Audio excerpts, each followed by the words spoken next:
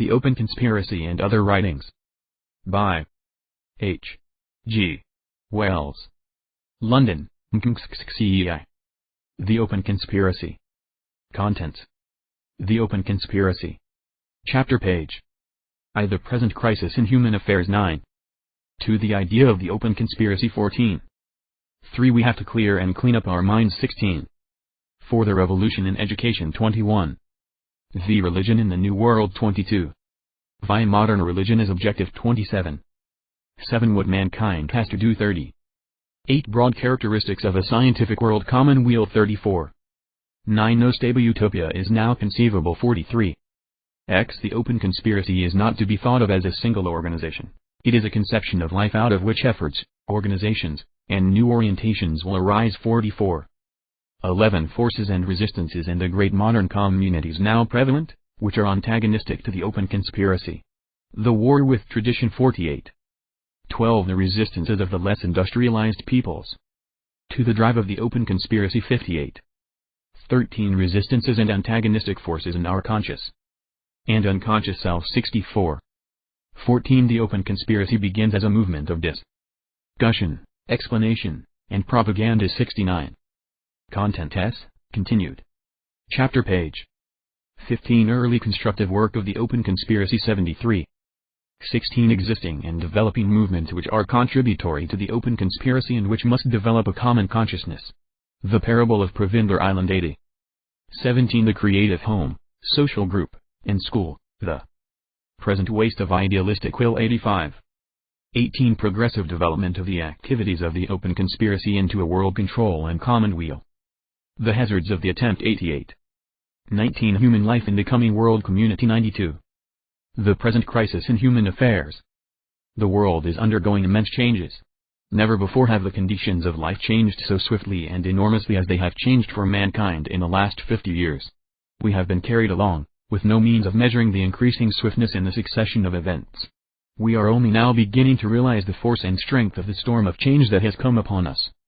These changes have not come upon our world from without. No huge meteorite from outer space has struck our planet, there have been no overwhelming outbreaks of volcanic violence or strange epidemic diseases, the sun has not flared up to excessive heat or suddenly shrunk into plunges into Arctic winter. The changes have come through men themselves. Quite a small number of people, heedless of the ultimate consequences of what they did, one man here and a group there, have made discoveries and produced and adopted inventions that have changed all the conditions of social life. We are now just beginning to realize the nature of these changes, to find words and phrases for them and put them down. First they began to happen, and then we began to see that they were happening.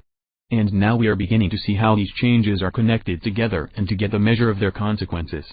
We are getting our minds so clear about them that soon we shall be able to demonstrate them and explain them to our children in our schools. We do not do so at present. We do not give our children a chance of discovering that they live in a world of universal change. What are the broad lines upon which these alterations of condition are proceeding? It will be most convenient to deal with them in the order in which they came to be realized and seen clearly, rather than by the order in which they came about or by their logical order.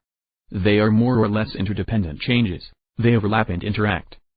It was only in the beginning of the 20th century that people began to realize the real significance of that aspect of our changing conditions to which the phrase the abolition of distance has been applied.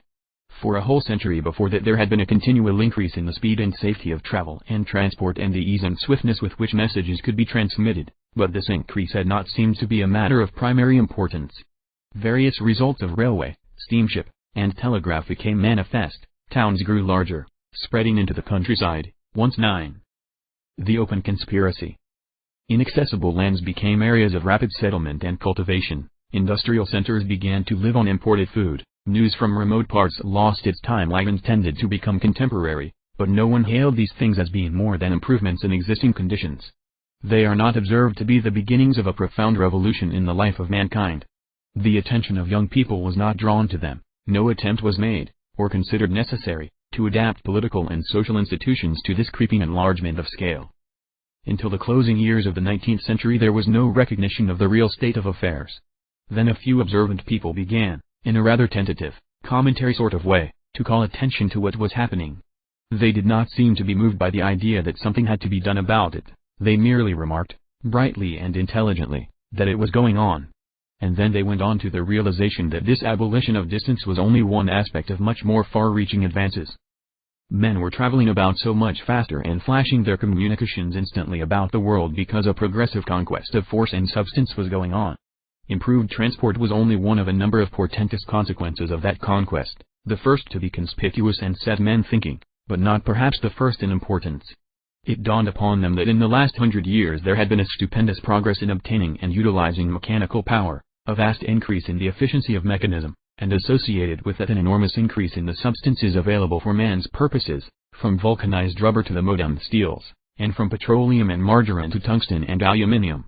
At first the general intelligence was disposed to regard these things as lucky finds, happy chance discoveries. It was not apprehended that the shower of finds was systematic and continuous. Popular writers told about these things, but they told of them at first as wonders, wonders like the pyramids, the Colossus of Rhodes, and the Great Wall of China. Few realized how much more they were than any wonders. The 7 wonders of the world left men free to go on living, toiling, marrying, and dying as they had been accustomed to for immemorial ages. If the 7 wonders had vanished or been multiplied 70, it would not have changed the lives of any large proportion of human beings. But these new powers and substances were modifying and transforming, unobtrusively, surely, and relentlessly, every particular of the normal life of mankind. They increased the amount of production and the methods of production. They made possible big business, to drive the small producer and the small distributor out of the market. They swept away factories and evoked new ones. They changed the face of the fields. They brought into the normal life, thing by thing and day by day, electric light and heating, bright cities at night, better aeration, new types of clothing, a fresh cleanliness. They changed a world where there had never been enough into a world of potential plenty, into a world of excessive plenty. It dawned upon their minds after their realization of the abolition of distance that shortage, the present crisis in human affairs too, of supplies had also been abolished, and that irksome toil was no longer necessary to produce everything material that man might require. It is only in thy last dozen years that this broader and profounder fact has come through to the intelligence of any considerable number of people. Most of them have still to carry their realization a step farther and see how complete is the revolution in the character of the daily life these things involve. But there are still other changes outside this vast advance in the pace and power of material life. The biological sciences have undergone a corresponding extension. Medical art has attained a new level of efficiency, so that in all the modernizing societies of the world the average life is prolonged, and there is, in spite of a great fall in the birth rate, a steady, alarming increase in the world's population. The proportion of adults alive is greater than it has ever been before. Fewer and fewer human beings die young. This has changed the social atmosphere about us. The tragedy of lives cut short and ended prematurely is passing out of general experience. Health becomes prevalent. The continual toothaches, headaches, rheumatism, neuralgias, coughs, colds, indigestions that made up so large a part of the briefer lives of our grandfathers and grandmothers fade out of experience. We may all live now, we discover, without any great burden of toil or fear, wholesomely and abundantly, for as long as the desire to live is in us. But we do not do so. All this possible freedom of movement, this power and abundance, remains for most of us no more than possibility. There is a sense of profound instability about these achievements of our race. Even those who enjoy without security, and for the great multitude of mankind there is neither ease, plenty, nor freedom.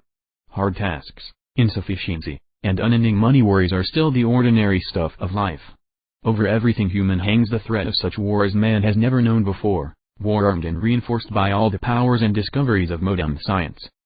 When we demand why the achievement of power turns to distress and danger in our hands, we get some very unsatisfactory replies. The favorite platitude of the politician, excusing himself for the futilities of his business, is that moral progress has not kept pace with material advance. That seems to satisfy him completely, but it can satisfy no other intelligent person. He says moral. He leaves that word unexplained. Apparently he wants to shift the responsibility to our religious teachers. At the most he has made but the vaguest gesture towards a reply. And yet, when we consider it, charitably and sympathetically, there does seem to be a germ of reality in that phrase of his. What does moral mean? Mores means manners and customs. Morality is the conduct of life. It is what we do with our social lives. It is how we deal with ourselves in relation to our fellow creatures. And there does seem to be a much greater discord now than there was, say, a couple of 100 years ago between the prevailing ideas of how to carry on life and the opportunities and dangers of the time. we are coming to see more and more. The open conspiracy. Plainly that certain established traditions which have made up the frame of human relationships for ages are not merely no longer as convenient as they were, but are positively injurious and dangerous. And yet at present we do not know how to shake off these traditions, these habits of social behavior which rule us. Still less are we able to state, and still less bring into operation, the new conceptions of conduct and obligation that must replace them. For example, the general government of human affairs has hitherto been distributed among a number of sovereign states. There are about 70 of them now, and until recently that was a quite tolerable system of frameworks into which a general way of living could be fitted. The standard of living may not have been as high as our present standards, but the social stability and assurance were greater. The young were trained to be loyal, law-regarding, patriotic, and a defined system of crimes and misdemeanors with properly associated pains, penalties, and repressions, kept the social body together. Everyone was taught a history glorifying his own state, and patriotism was chief among the virtues. Now, with great rapidity, there has been that abolition of distance, and everyone has become next-door neighbor to everyone else. States once separate, social and economic systems formerly remote from one another, now jostle each other exasperatingly. Commerce under the new conditions is perpetually breaking nationalist bounds and making militant raids upon the economic life of other countries. This exacerbates patriotism in which we have all been trained and with which we are all, with scarcely an exception, saturated. And meanwhile war, which was once a comparative slow bickering upon a front, has become war in 3 dimensions. It gets at the non-combatant almost as searchingly as at the combatant, and has acquired weapons of a stupendous cruelty and destructiveness. At present there exists no solution to this paradoxical situation. We are continually being urged by our training and traditions to antagonisms and conflicts that will impoverish, starve, and destroy both our antagonists and ourselves. We are all trained to distrust and hate foreigners, salute our flag, stiffen up in a wooden obedient way at our national anthem, and prepare to follow the little fellows in spurs and feathers who pose as the heads of our states into the most horrible common destruction. Our political and economic ideas of living are out of date, and we find great difficulty in adjusting them and reconstructing them to meet the huge and strenuous demands of the new times. That is really what our gramophone politicians have in mind, in the vague way in which they have anything in mind, when they put on that well-worn record about moral progress not having kept pace with material inventions. Socially and politically we want a revised system of ideas about conduct, a view of social and political fight brought up to date. We are not doing the effective thing with our lives, we are drifting, we are being hoodwinked and bamboozled and misled by those who trade upon the old traditions. It is preposterous that we should still be followed about and pestered by war, taxed for war preparations, and threatened bodily and in our liberties by this unnecessary and exaggerated and distorted survival of the disunited. The present crisis in human affairs. World of the pre-scientific era. And it is not simply that our political way of living is now no better than an inherited defect and malformation, but that our everyday life, our eating and drinking and clothing and housing and going about, is also cramped, thwarted, and impoverished, because we do not know how to set about shaking off the old ways and fitting the general life to our new opportunities. The strain takes the form of increased unemployment and a dislocation of spending power. We do not know whether to spend or save. Great swarms of us find ourselves unaccountably thrown out of work. Unjustly, irrationally. Colossal business reconstructions are made to increase production and accumulate profits, and meanwhile the customers with purchasing power dwindle in numbers and fade away. The economic machine creaks and makes every sign of stopping, and its stopping means universal want and starvation. It must not stop. There must be a reconstruction, a changeover. But what sort of a changeover? Though none of us are yet clear as to the precise way in which this great changeover is to be effected, there is a worldwide feeling now that changeover or a vast catastrophe is before us. Increasing multitudes participate in that uneasy sense of insecure transition. In the course of one lifetime mankind has passed from a state of affairs that seems to us now to have been slow, dull, ill-provided, and limited, but at least picturesque and tranquil-minded, to a new phase of excitement, provocation, menace, urgency, and actual or potential distresses. Our lives are part of one another. We cannot get away from it. We are items in a social mass. What are we to do with our lives? The idea of the open conspiracy. I am a writer upon social and political matters. Essentially I am a very ordinary, undistinguished person. I have a mediocre brain, a very average brain, and the way in which my mind reacts to these problems is therefore very much the way in which most brains will react to them. But because it is my business to write and think about these questions, because on that account I am able to give more time and attention to them than most people. I am able to get rather ahead of my equals and to write articles and books just a little before the ideas I experience become plain to scores of thousands, and then to hundreds of thousands, and at last to millions of other people. And so it happened that a few years ago, round about 1927, I became very anxious to clear up and give form to a knot of suggestions that seemed to me to have in them the solution of this riddle of adapting our lives to the immense new possibilities and the immense new dangers that confront mankind. It seems to me that all over the world intelligent people were waking up to the indignity and absurdity of being endangered, restrained, and impoverished, by a mere uncritical adhesion to traditional governments, traditional ideas of economic life, and traditional forms of behavior, and that these awakened intelligent people must constitute first a protest and then a creative resistance to the inertia that was stifling and threatening us. These people, I imagined, would say first, "We are drifting, we are doing nothing worthwhile with our lives. Our lives are dull and stupid and not good enough." Then they would say, "What are we to do with our lives?" And then, "Let us get together with other people of our sort and make over the world into a great world civilization that will enable us to realize the promises and avoid the dangers of this new time." It seems to me that as, one after another, we woke up, that is what we should be saying. It amounted to a protest, first mental and then practical. It amounted to a sort of unpremeditated and unorganized conspiracy, against the fragmentary and insufficient governments and the widespread greed, appropriation, clumsiness, and waste that are now going on. But unlike conspiracies in general, this widening protest and conspiracy against established things would, by its very nature, go on in the daylight, and it would be willing to accept participation and help from every quarter. It would, in fact, become an open conspiracy, a necessary, naturally evolved conspiracy, to adjust our dislocated world. I made various attempts to develop this idea. I published a little book 14. The idea of the open conspiracy 15. Called The Open Conspiracy as early as 1928, into which I put what I had in my mind at that time. It was an unsatisfactory little book even when I published it, not quite plain enough and not quite confident enough, and evidently unsure of its readers.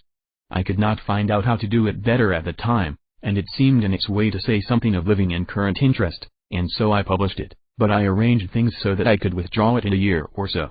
That I did, and this present book is a largely rewritten version, much clearer and more explicit. Since that first publication we have all got forward surprisingly. Events have hustled thought along and have been hustled along by thought.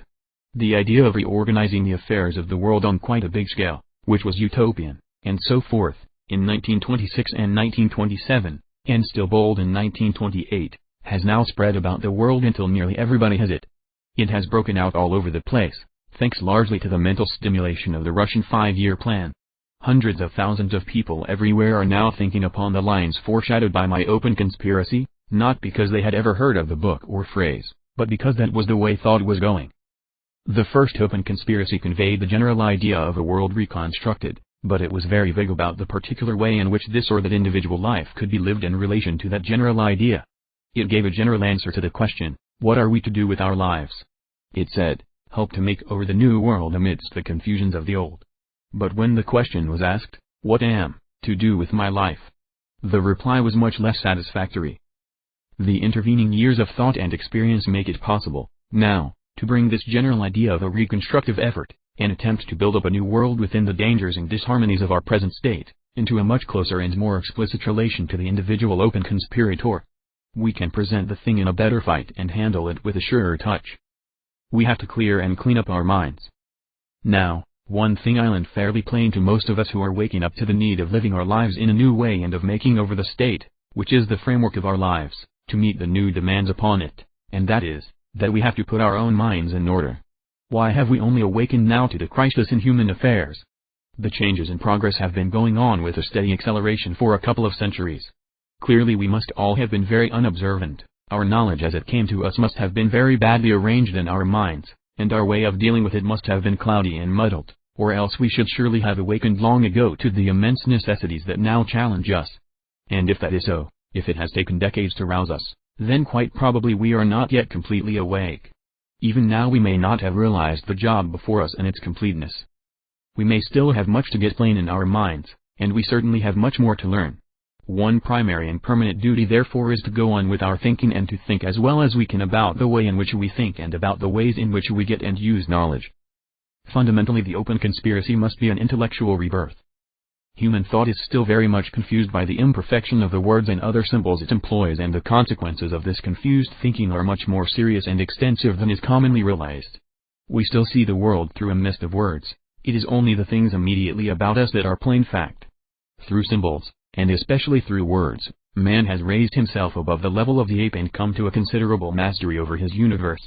But every step in his mental ascent has involved entanglement with these symbols and words he was using. They were at once helpful and very dangerous and misleading. A great part of our affairs, social, political, intellectual, is in a perplexing and dangerous state today because of our loose, uncritical, slovenly use of words. All through the later Middle Ages there were great disputes among the schoolmen about the use of words and symbols. There is a queer disposition in the human mind to think that symbols and words and logical deductions are truer than actual experiences, and these great controversies were due to the struggle of the human intelligence against that disposition. On the one side were the realists, who were so called because they believed, in effect, that names were more real than facts, and on the other side were the nominalists, who from the first were pervaded by a suspicion about names and words generally, who thought there might be some sort of catch. We have to clear and clean up our minds 17. In verbal processes, and who gradually worked their way towards verification by experiment, which is the fundamental thing about experimental science which has given our human world all these immense powers and possibilities that tempt and threaten it today. These controversies of the schoolmen were of the utmost importance to mankind. The modern world could not begin to come into existence until the human mind had broken away from the narrow-minded verbalist way of thinking which the realists followed. But all through my education I never had this matter explained to me. The University of London intimated that I was a soundly educated young man by giving me a degree in first-class honours and the liberty to acquire and wear an elegant gown and hood, and the London College of Preceptors gave me and the world its highest assurances that I was fit to educate and train the minds of my fellow creatures, and yet I had still to discover that a realist was not a novelist who put rather too highly flavored sex appeal into his books, and a nominalist, nothing in particular. But it had crept into my mind as I learnt about individuality in my biological work and about logic and psychology in my preparation as the perfect preceptor, that something very important and essential was being left out and that I wasn't at all as well equipped as my diplomas presently said I was, and in the next few years I found the time to clean up this matter pretty thoroughly. I made no marvelous discoveries, everything I found out was known already. Nevertheless, I had to find out some of this stuff for myself quite over again, as though it had never been done. So inaccessible was any complete account of human thinking to an ordinary man who wanted to get his mind into proper working condition. And this was not that I had missed some recondite, precious refinements of philosophy, it was that my fundamental thinking, at the very root of my political and social conduct, was wrong. I was in a human community, and that community, and I with it, was thinking of phantoms and fantasies as though they were real and living things, was in a reverie of unrealities, was blind, slovenly, hypnotized, base and ineffective, blundering about in an extremely beautiful and an extremely dangerous world. I set myself to re-educate myself, and after the practice of writers wrote it in various trial pamphlets, essays, and books.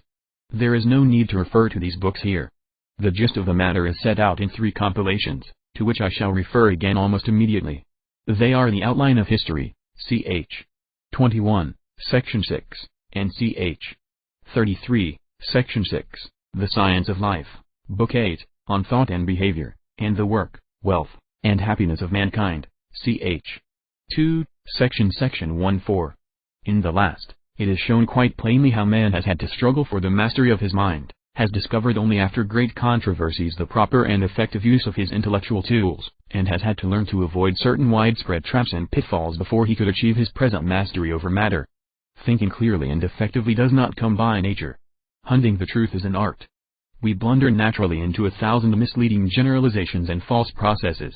Yet there is hardly any intelligent mental training done in the open conspiracy schools of the world today. We have to learn this art, if we are to practice it at all.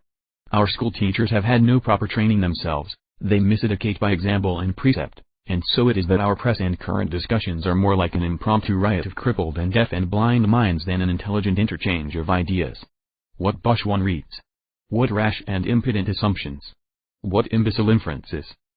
But re-educating oneself, getting one's mind into health and exercising it and training it to think properly, is only the beginning of the task before the awakening open conspirator.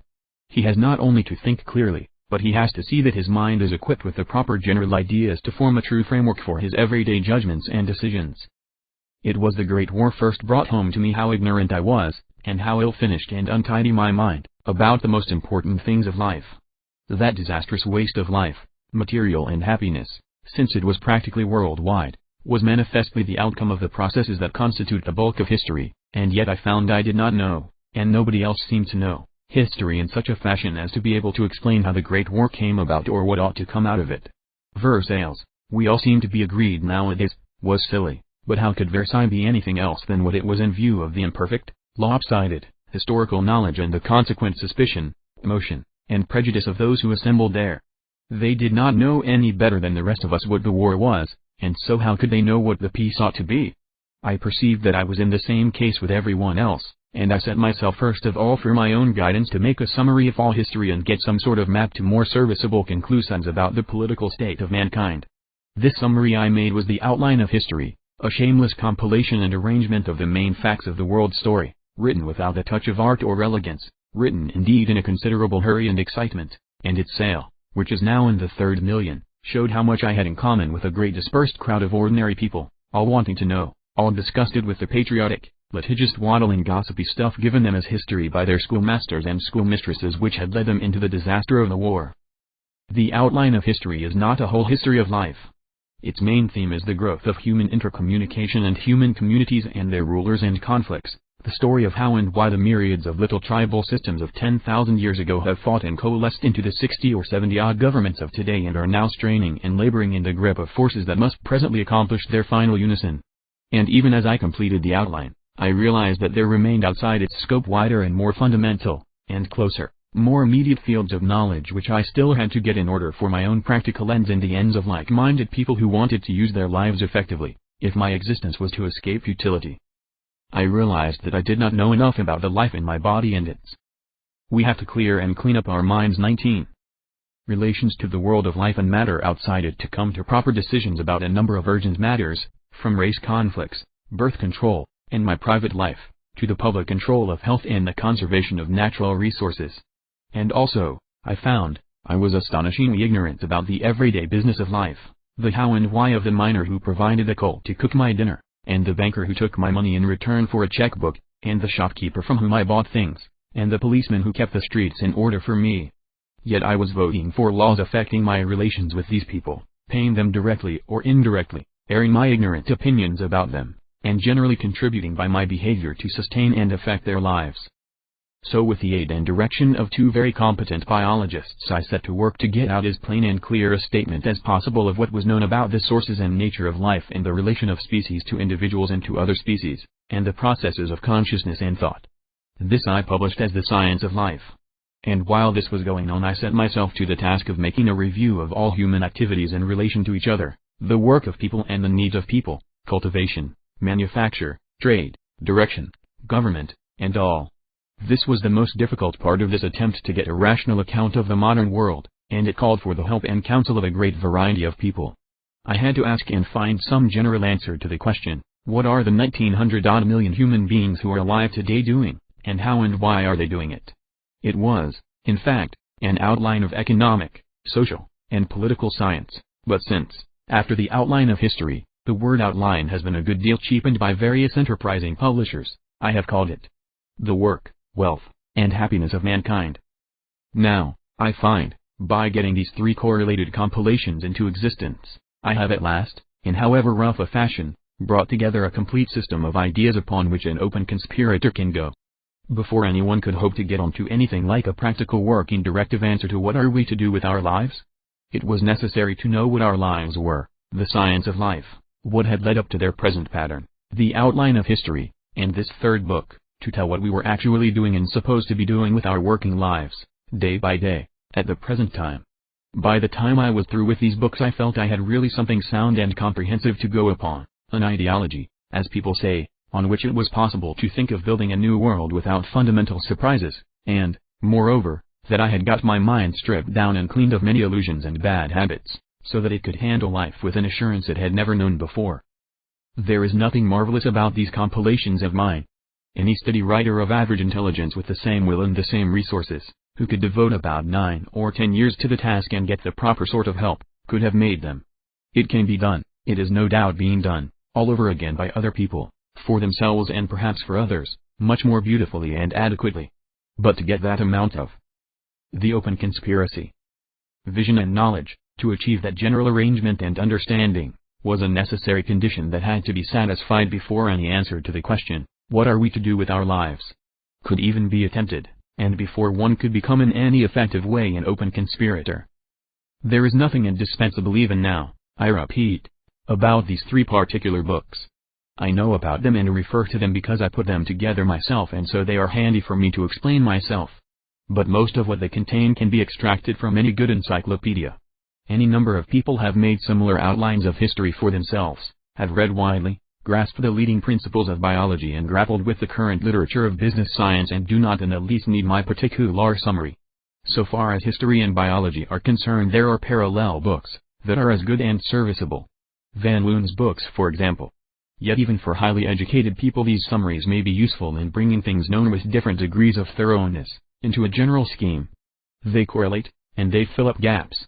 Between them they cover the ground, and in some fashion that ground has to be covered before the mind of a modern citizen is prepared to tackle the problems that confront it. Otherwise he is an incapable citizen, he does not know where he is and where the world is, and if he is rich or influential he may be a very dangerous citizen indeed. Presently there will be far better compilations to meet this need, or perhaps the gist of all the three divisions of knowledge, concentrated and made more lucid and attractive, may be available as the intellectual frame of modern education throughout the world, as a general account of life that should be given to everyone. But certainly no one can possibly set about living properly and satisfactorily unless he knows what HS is, where he is, and how he stands to the people and things about him. 4. The revolution in education. Some sort of reckoning therefore between people awakened to the new world that dawns about us, and the schools, colleges, and machinery of formal education is overdue. As a body the educated are getting nothing like that account of life which is needed to direct our conduct in this modern world. It is the crowning absurdity in the world today that these institutions should go through a solemn parade of preparing the new generation for life, and that then, afterwards, a minority of their victims, finding this preparation has left them almost totally unprepared, should have of their own accord to struggle out of our world heap of starved and distorted minds to some sort of real education. The world cannot be run by such a minority of escaped and re-educated minds alone, with all the rest of the heap against them. Our necessities demand the intelligence and services of everyone who can be trained to give them. The new world demands new schools, therefore, to give everyone a sound and thorough mental training and equip everyone with clear ideas about history, about life, and about political and economic relationships instead of the rubbishy head content at present prevalent. The old world teachers and schools have to be reformed or replaced. A vigorous educational reform movement arises as a natural and necessary expression of the awakening open conspirator. A revolution in education is the most imperative and fundamental part of the adaptation of life to its new conditions. These various compendia of knowledge constituting a modern account of life, on which we have laid stress in the previous section, these supplements to teaching, which are now produced and read outside the established formal educational world and in the teeth of its manifest hostility, arise because of the backwardness of that world, and as that world yields slowly but surely to the pressure of the new spirit, so they will permeate and replace its textbooks and disappear as a separate class of book. The education these new dangerous times in which we are now living demands, must start right, from the beginning, and there must be nothing to replace and nothing to relearn in it. Before we can talk politics, finance, business, or morals, we must see that we have got the right mental habits and the right foundation of realized facts. There is nothing much to be done with our lives until we have seen to that. 21. Religion in the New World. Yes, objects a reader, but does not our religion tell us what we are to do with our lives? We have to bring religion, as a fundamental matter, into this discussion. From our present point of view, religion is that central essential part of education which determines conduct. Religion certainly should tell us what to do with our lives. But in the vast stirring occasions of modern life, so much of what we call religion remains irrelevant or dumb. Religion does not seem to join on to the main parts of the general problem of living. It has lost touch.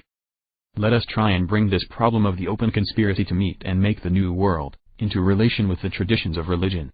The clear-minded open conspirator who has got his modern ideology, his lucidly arranged account of the universe in order, is obliged to believe that only by giving his life to the great processes of social reconstruction, and shaping his conduct with reference to that, can he do well with his life. But that merely launches him into the most subtle and unending of struggles, the struggle against the incessant gravitation of our interests to ourselves. He has to live the broad life and escape from the close narrow life. We all try to attain the dignity and happiness of magnanimity and escape from the tormenting urgencies of personal desire. In the past that struggle has generally assumed the form of a religious struggle. Religion is the antagonist of self. In their completeness, in the life that was professionally religious, religions have always demanded great subordinations of self. Therein lay their creative force. They demanded devotion and gave reasons for that demand. They disentangled the will from the egotistical preoccupations, often very completely. There is no such thing as a self-contained religion, a private religious solo. Certain forms of Protestantism and some mystical types come near to making religion a secluded duet between the individual and his divinity, but here that may be regarded as a perversion of the religious impulse. Just as the normal sexual complex excites and stirs the individual out of his egotism to serve the ends of the race, so the normal religious process takes the individual out of his egotism for the service of the community. It is not a bargain, a social contract, between the individual and the community. It is a subordination of both the existing individual and the existing community in relation to something, a divinity, a divine order, a standard, a righteousness, more important than either.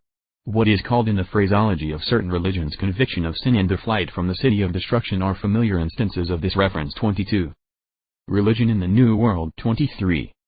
Of the self-centered individual and the current social life to something far better than either the one or the other.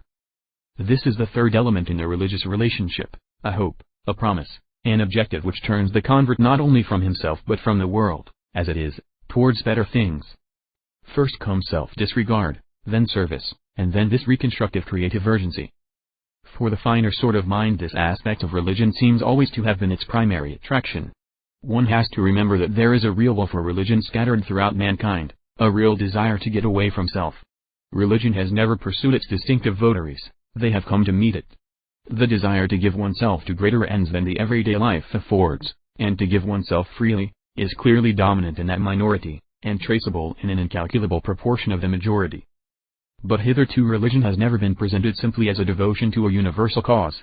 The devotion has always been in it, but it has been complicated by other considerations. The leaders in every great religious movement have considered it necessary that it should explain itself in the form of history and a cosmogony. It has been felt necessary to say why? And to what end? Every religion therefore has had to adopt the physical conceptions, and usually also to assume many of the moral and social values, current at the time of its foundation. It could not transcend the philosophical phrases and attitudes that seemed then to supply the natural frame for a faith, nor draw upon anything beyond the store of scientific knowledge of its time. In this lurk the seeds of the ultimate decay and supersession of every successive religion. But as the idea of continual change, going farther and farther from existing realities and never returning to them, is a new one, as nobody until very recently has grasped the fact that the knowledge of today is the ignorance of tomorrow. Each fresh development of religion in the world so far has been proclaimed in perfect good faith as the culminating and final truth. This finality of statement has considerable immediate practical value. The suggestion of the possibility of further restatement is an unsettling suggestion. It undermines conviction and breaks the ranks of the believers, because there are enormous variations in the capacities of men to recognize the same spirit under a changing shape. Those variations cause endless difficulties today. While some intelligences can recognize the same God under variety of names and symbols without any severe strain, others cannot even detect the most contrasted gods one from the other, provided they wear the same mask and title. It appears a perfectly natural and reasonable thing to many minds to restate religion now in terms of biological and psychological necessity, while to others any variation whatever in the phrasing of the faith seems to be nothing less than atheistical misrepresentations of the most damnable kind. For these latter a God still anthropomorphic enough to have a will and purpose, to display preferences and reciprocate emotions, to be indeed a person, must be retained until the end of time. For others, God can be thought of as a great first cause, as impersonal and inhuman as atomic structure. 24. The open conspiracy. It is because of the historical and philosophical commitments they have undertaken, and because of concessions made to common human weaknesses in regard to such once apparently minor but now vital moral issues as property, mental activity, and public veracity, rather than of any inadequacy in their adaptation to psychological needs, that the present wide discredit of organized religions has come about. They no longer seem even roughly truthful upon issues of fact, and they give no imperatives over large fields of conduct in which perplexity is prevalent. People will say, I could be perfectly happy leading the life of a Catholic devotee if only I could believe. But most of the framework of religious explanation upon which that life is sustained is too old-fashioned and too irrelevant to admit of that thoroughness of belief which is necessary for the devotion of intelligent people. Great ingenuity has been shown by modern writers and thinkers in the adaptation of venerated religious expressions to new ideas. Bekavi. Have I not written of the creative will in humanity as God the invisible King and presented it in the figure of a youthful and adventurous finite God? The word God is in most minds so associated with the concept of religion that it is abandoned only with the greatest reluctance. The word remains, though the idea is continually attenuated. Respect for him demands that he should have no imitations. He is pushed farther and farther from actuality, therefore, and his definition becomes increasingly a bundle of negations, until at last, in his role of the Absolute, he becomes an entirely negative expression.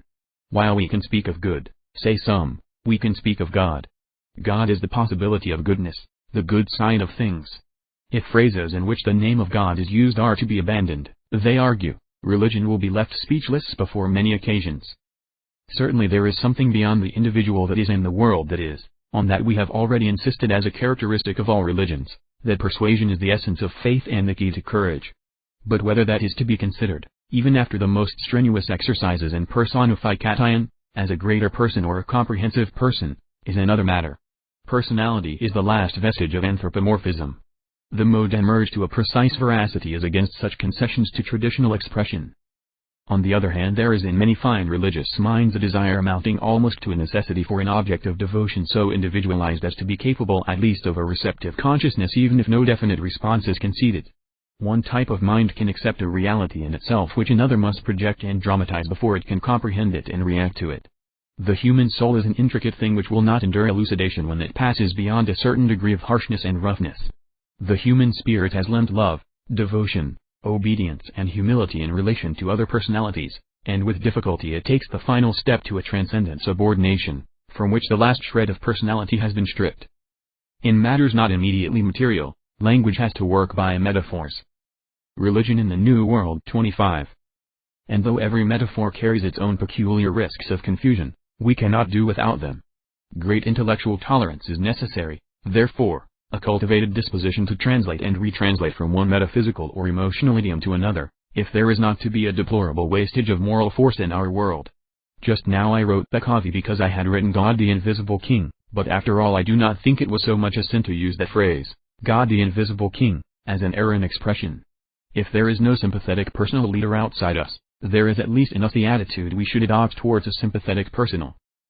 Three profound differences between the new mental dispositions of the present time and those of preceding ages have to be realized if current developments of the religious impulse are to be seen in their correct relationship to the religious life of the past. There has been a great advance in the analysis of psychic processes and the courage with which men have probed into the origins of human thought and feeling. Following upon the biological advances that have made us recognize fish and amphibian in the bodily structure of man, have come these parallel developments in which we see elemental fear and lust and self-love molded, modified, and exalted, under the stress of social progress, into intricate human motives. Our conception of sin and our treatment of sin have been profoundly modified by this analysis. Our former sins are seen as ignorances, inadequacies and bad habits, and the moral conflict is robbed of 3/4 of its ego-centered melodramatic quality. We are no longer moved to be less wicked, we are moved to organize our conditioned reflexes and lead a life less fragmentary and silly. Secondly, the conception of individuality has been influenced and relaxed by biological thought, so that we do not think so readily of the individual contra mundum as our fathers did. We begin to realize that we are egotists by misapprehension. Nature cheats the self to serve the purposes of the species by filling it with wants that war against its private interests. As our eyes are opened to these things, we see ourselves as beings greater or less than the definitive self. Man's soul is no longer his own. It is, he discovers, part of a greater being which lived before he was born and will survive him. The idea of a survival of the definite individual with all the accidents and idiosyncrasies of his temporal nature upon him dissolves to nothing in this new view of immortality. The third of the main contrasts between modern and former thought which have rendered the general shapes of established religion old-fashioned and unserviceable is a reorientation of current ideas about time. The powerful disposition of the human mind to explain everything as the inevitable unfolding of a past event which, so to speak, sweeps the future helplessly before it, has been checked by a mass of subtle criticisms. The conception of progress as a broadening and increasing purpose, a conception which is taking hold of the human imagination more and more firmly, turns religious life towards the future. We think no longer of submission to the irrevocable decrees of absolute dominion, but of participation in an adventure. 26. The open conspiracy. On behalf of a power that gains strength and establishes itself. The history of our world, which has been unfolded to us by science, runs counter to all the histories on which religions have been based. There was no creation in the past, we begin to realize, but eternally there is creation. There was no fall to account for the conflict of good and evil, but a stormy ascent. Life as we know it is a mere beginning. It seems unavoidable that if religion is to develop unifying and directive power in the present confusion of human affairs, it must adapt itself to this forward-looking, individuality-analyzing turn of mind. It must divest itself of its sacred histories, its gross preoccupations, its posthumous prolongation of personal ends. The desire for service, for subordination, for permanent effect, for an escape from the distressful pettiness and mortality of the individual life, is the undying element in every religious system. The time has come to strip religion right down to that, to strip it for greater tasks than it has ever faced before. The histories and symbols that served our fathers encumber and divide us. Sacraments and rituals harbor disputes and waste our scanty emotions. The explanation of why things are is an unnecessary effort in religion. The essential fact in religion is the desire for religion and not how it came about. If you do not want religion, no persuasions, no convictions about your place in the universe can give it to you. The first sentence in the Modem Creed must be, not I believe, but I give myself. To what? And how? To these questions we will now address ourselves. Vi. Modern religion is objective. To give oneself religiously is a continuing operation expressed in a series of acts. It can be nothing else. You cannot dedicate yourself and then go away to live just as you have lived before. It is a poor travesty of religion that does not produce an essential change in the life which embraces it. But in the established and older religions of our race, this change of conduct has involved much self-abasement merely to the god or gods, or much self-mortification merely with view to the moral perfecting of self. Christian devotion, for example, in these early stages, before the hermit life gave place to organized monastic life, did not to any extent direct itself to service except the spiritual service of other human beings. But as Christianity became a definite social organizing force, it took on a great series of healing, comforting, helping, and educational activities. The modern tendency has been and is all in the direction of minimizing what one might call self-centered devotion and self-subjugation, and of expanding and developing external service. The idea of inner perfectibility dwindles with the diminishing importance attached to individuality. We cease to think of mortifying or exalting or perfecting ourselves and seek to lose ourselves in a greater life. We think less and less of conquering self and more of escaping from self. If we attempt to perfect ourselves in any respect, it is only as a soldier sharpens and polishes an essential weapon. Our quickened apprehension of continuing change, our broader and fuller vision of the history of life, disabuse our minds of many limitations set to the imaginations of our predecessors. Much that they saw as fixed and determinate, we see as transitory and controllable. They saw life fixed in its species and subjected to irrevocable laws. We see life struggling insecurely but with a gathering successfulness for freedom and power against restriction and death. We see life coming at last to our tragic and hopeful human level. Unprecedented possibilities, mighty problems, we realize, confront mankind today. They frame our existences. The practical aspect, the material form, the embodiment of the modernized religious impulse is the direction of the whole life to the solution of these problems and the realization of their possibilities. The alternative before man now is either magnificence of spirit and magnificence of achievement, or disaster. The modern religious life, like all forms of religious life, must needs have its own subtle and deep inner activities, its meditations, its self-confrontations, its phases of stress and search and appeal, its serene and 27. 28. The open conspiracy. Prayerful moods, but these inward aspects do not come into the scope of this present inquiry, which is concerned entirely with the outward shape, the direction, and the organization of modern religious effort, with the question of what, given religious devotion, we have to do and how that has to be done.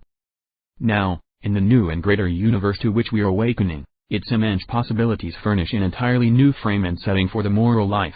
In the fixed and limited outlook of the past, practical good works took the form mainly of palliative measures against evils that were conceived of as incurable. The religious community nursed the sick, fed the hungry, provided sanctuary for the fugitive, pleaded with the powerful for mercy. It did not dream of preventing sickness, famine, or tyranny. Otherworldliness was its ready refuge from the invincible evil and confusion of the existing scheme of things. But it is possible now to imagine an order in human affairs from which these evils have been largely or entirely eliminated. More and more people are coming to realize that such an order is a material possibility. And with the realization that this is a material possibility, we can no longer be content with a field of good deeds and right action restricted to palliative and consolatory activities. Such things are merely first aid. The religious mind grows bolder than it has ever been before. It pushes through the curtain it once imagined was a barrier. It apprehends its larger obligations. The way in which our activities conduce to the realization of that conceivable better order in human affairs becomes the new criterion of conduct. Otherworldliness has become unnecessary. The realization of this possible better order brings us at once to certain definite lines of conduct. We have to make an end to war, and to make an end to war we must be cosmopolitan in our politics. It is impossible for any clear-headed person to suppose that the ever more destructive stupidities of war can be eliminated from human affairs until some common political control dominates the earth, and unless certain pressures due to the growth of population, due to the enlarging scope of economic operations or due to conflicting standards and traditions of life, are disposed of. To avoid the positive evils of war and to attain the new levels of prosperity and power that now come into view, an effective world control, not merely of armed force, but of the production and main movements of staple commodities and the drift and expansion of population is required. It is absurd to dream of peace and worldwide progress without that much control. These things assured, the abilities and energies of a greatly increased proportion of human beings could be diverted to the happy activities of scientific research and creative work, with an ever-increasing release and enlargement of human possibility. On the political side it is plain that our lives must be given to the advancement of that union. Such a forward stride in human life, the first stride in a mighty continuing advance, an advance to which no limit appears, is now not simply materially possible. It is urgent. The opportunity is plain before mankind. It is the alternative to social decay. But there is no certainty, no material. Modern religion is objective 29. Necessity, that it should ever be taken. It will not be taken by mankind inadvertently. It can only be taken through such an organization of will and energy to take it as this world has never seen before. These are the new imperatives that unfold themselves before the more alert minds of our generation. They will presently become the general mental background, as the modern interpretations of the history of life and of the material and mental possibilities about us establish themselves. Evil political, social, and economic usages and arrangements may seem obdurate and huge, but they are neither permanent nor uncontrollable. They can be controlled, however, only by an effort more powerful and determined than the instincts and inertias that sustain them. Religion, modern and disillusioned, has for its outward task to set itself to the control and direction of political, social, and economic life. If it does not do that, then it is no more than a drug for easing discomfort, the opium of the peoples. Can religion, or can it not, synthesize the needed effort to lift mankind out of our present disorders, dangers, baseness, frustrations, and futilities to a phase of relative security, accumulating knowledge, systematic and continuing growth in power and the widespread, deep happiness of hopeful and increasing life? Our answer here is that the religious spirit, in the light of modern knowledge, can do this thing, and our subject now is to inquire what are the necessary opening stages in the synthesis of that effort. We write, from this point onward, for those who believe that it can, and who do already grasp the implications of world history and contemporary scientific achievement. 7. What mankind has to do. Before we can consider the forms and methods of attacking this inevitable task of reconstruction, it will be well to draw the main lines and to attempt some measure of the magnitude of that task. What are the new forms that it is thus proposed to impose upon human life, and how are they to be evolved from or imposed upon the current forms? And against what passive and active resistances has this to be done? There can be no pause for replacement in the affairs of life. Day must follow day, and the common activities continue. The new world as a going concern must arise out of the old as a going concern. Now the most comprehensive conception of this new world is of one politically, socially, and economically unified. Within that frame fall all the other ideas of our progressive ambition. To this end we set our faces and seek to direct our lives. Many there are at present who apprehend it as a possibility but do not dare, it seems, to desire it, because of the enormous difficulties that intervene, and because they see as yet no intimations of a way through or around these difficulties. They do not see a way of escape from the patchwork of governments that grips them and divides mankind. The great majority of human beings have still to see the human adventure as one whole. They are obsessed by the air of permanence and finality in established things. They accept current reality as ultimate reality. As the saying goes, they take the world as they find it, But here we are writing for the modern-minded, and for them it is impossible to think of the world as secure and satisfactory until there exists a single world commonweal, preventing war and controlling those moral, biological, and economic forces and wastages that would otherwise lead to wars, and controlling them in the sense that science and man's realization and control of his powers and possibilities continually increase. Let us make clear what sort of government we are trying to substitute for the patchwork of today. It will be a new sort of direction with a new psychology. The method of direction of such a world commonweal is not likely to imitate the methods of existing sovereign states. It will be something new and altogether different. This point is not yet generally realized. It is too often assumed that the world commonweal will be, as it were, just the one heir and survivor of existing states, and that it will be a sort of megatherium of the same form and anatomy as its predecessors. But a little reflection will show that this is a mistake. Existing states are primarily militant states, and a world state cannot be militant. There will be little need for president or king to lead the marshaled hosts of humanity. 30. What mankind has to do. 31. For where there is no war there is no need of any leader to lead hosts anywhere, and in a polyglot world a parliament of mankind or any sort of council that meets and talks is an inconceivable instrument of government. The voice will cease to be a suitable vehicle. World government, like scientific process, will be conducted by statement, criticism, and publication that will be capable of efficient translation. The fundamental organization of contemporary states is plainly still military, and that is exactly what a world organization cannot be.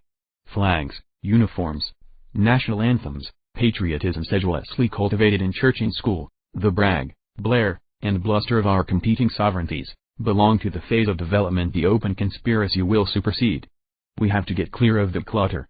The reasonable desire of all of us is that we should have the collective affairs of the world managed by suitably equipped groups of the most interested, intelligent, and devoted people, and that their activities should be subjected to a free, open, watchful criticism, restrained from making spasmodic interruptions but powerful enough to modify or supersede without haste or delay whatever is weakening or unsatisfactory in the general direction.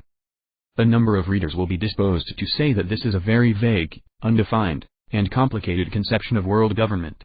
But indeed it is a simplification. Not only are the present governments of the world a fragmentary competitive confusion, but none of them is as simple as it appears. They seem to be simple because they have formal heads and definite forms, councils, voting assemblies, and so forth, for arriving at decisions. But the formal heads, the kings, presidents, and so forth, are really not the directive heads. They are merely the figure heads. They do not decide. They merely make gestures of potent and dignified acquiescence when decisions are put to them. They are complicating shams. Nor do the councils and assemblies really decide. They record, often very imperfectly and exasperatingly, the accumulating purpose of outer forces. These outer really directive forces are no doubt very intricate in their operation. They depend finally on religious and educational forms and upon waves of gregarious feeling. But it does not in the least simplify the process of collective human activity to pretend that it is simple and to set up symbols and dummies in the guise of rulers and dictators to embody that pretense. To recognize the incurable intricacy of collective action is a mental simplification. To remain satisfied with the pretensions of existing governmental institutions, and to bring in all the problems of their procedure and interaction is to complicate the question.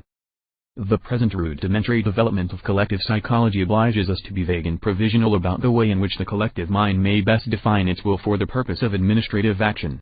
We may know that a thing is possible and still be unable to do it as yet, just as we knew that aviation was possible in 1900. Some method of decision there must certainly be in the definite administrative machinery. But it may turn out to be a much slighter, less elaborate organization than a consideration of existing methods might lead us to imagine. It may never become one. 32. The open conspiracy. Single interlocking administrative system. We may have systems of world control rather than a single world state. The practical regulations, enforcements, and officials needed to keep the world in good health, for example, may be only very loosely related to the system of controls that will maintain its communications in a state of efficiency. Enforcement and legal decisions, as we know them now, may be found to be enormously and needlessly cumbrous by our descendants. As the reasonableness of a thing is made plain, the need for its enforcement is diminished, and the necessity for litigation disappears. The open conspiracy, the world movement for the supersession or enlargement or fusion of existing political, economic, and social institutions must necessarily, as it grows, draw closer and closer to questions of practical control.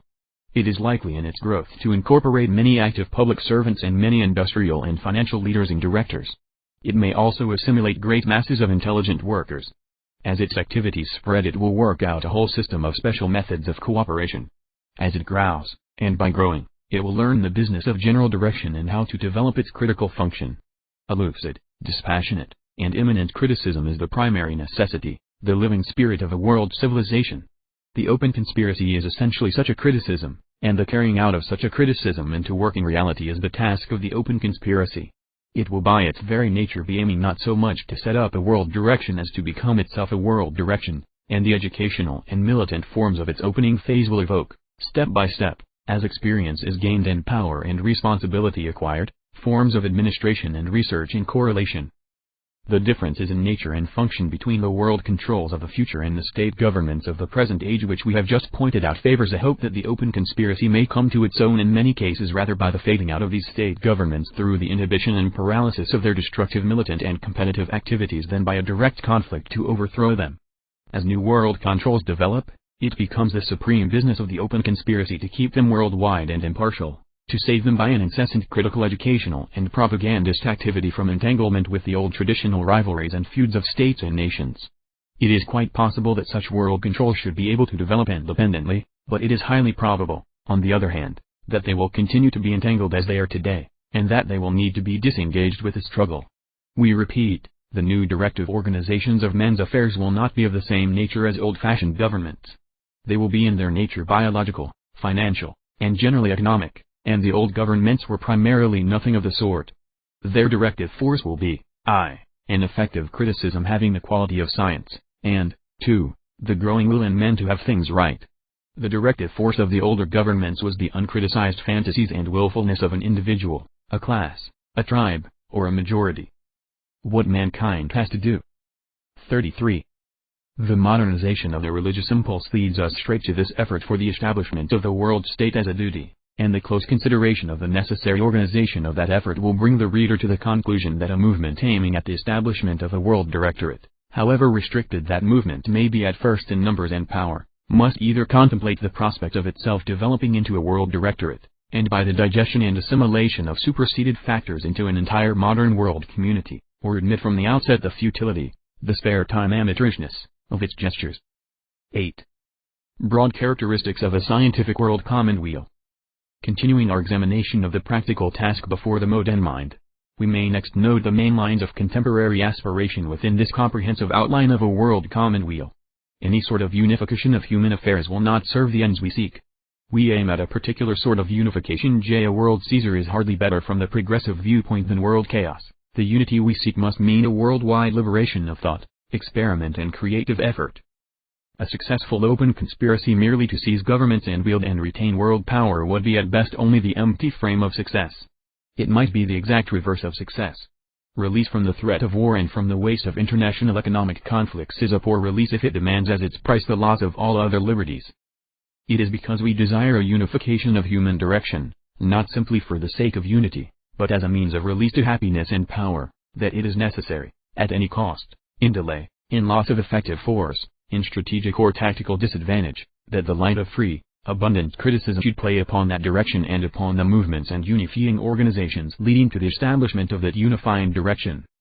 Man is an imperfect animal and never quite trustworthy in the dark.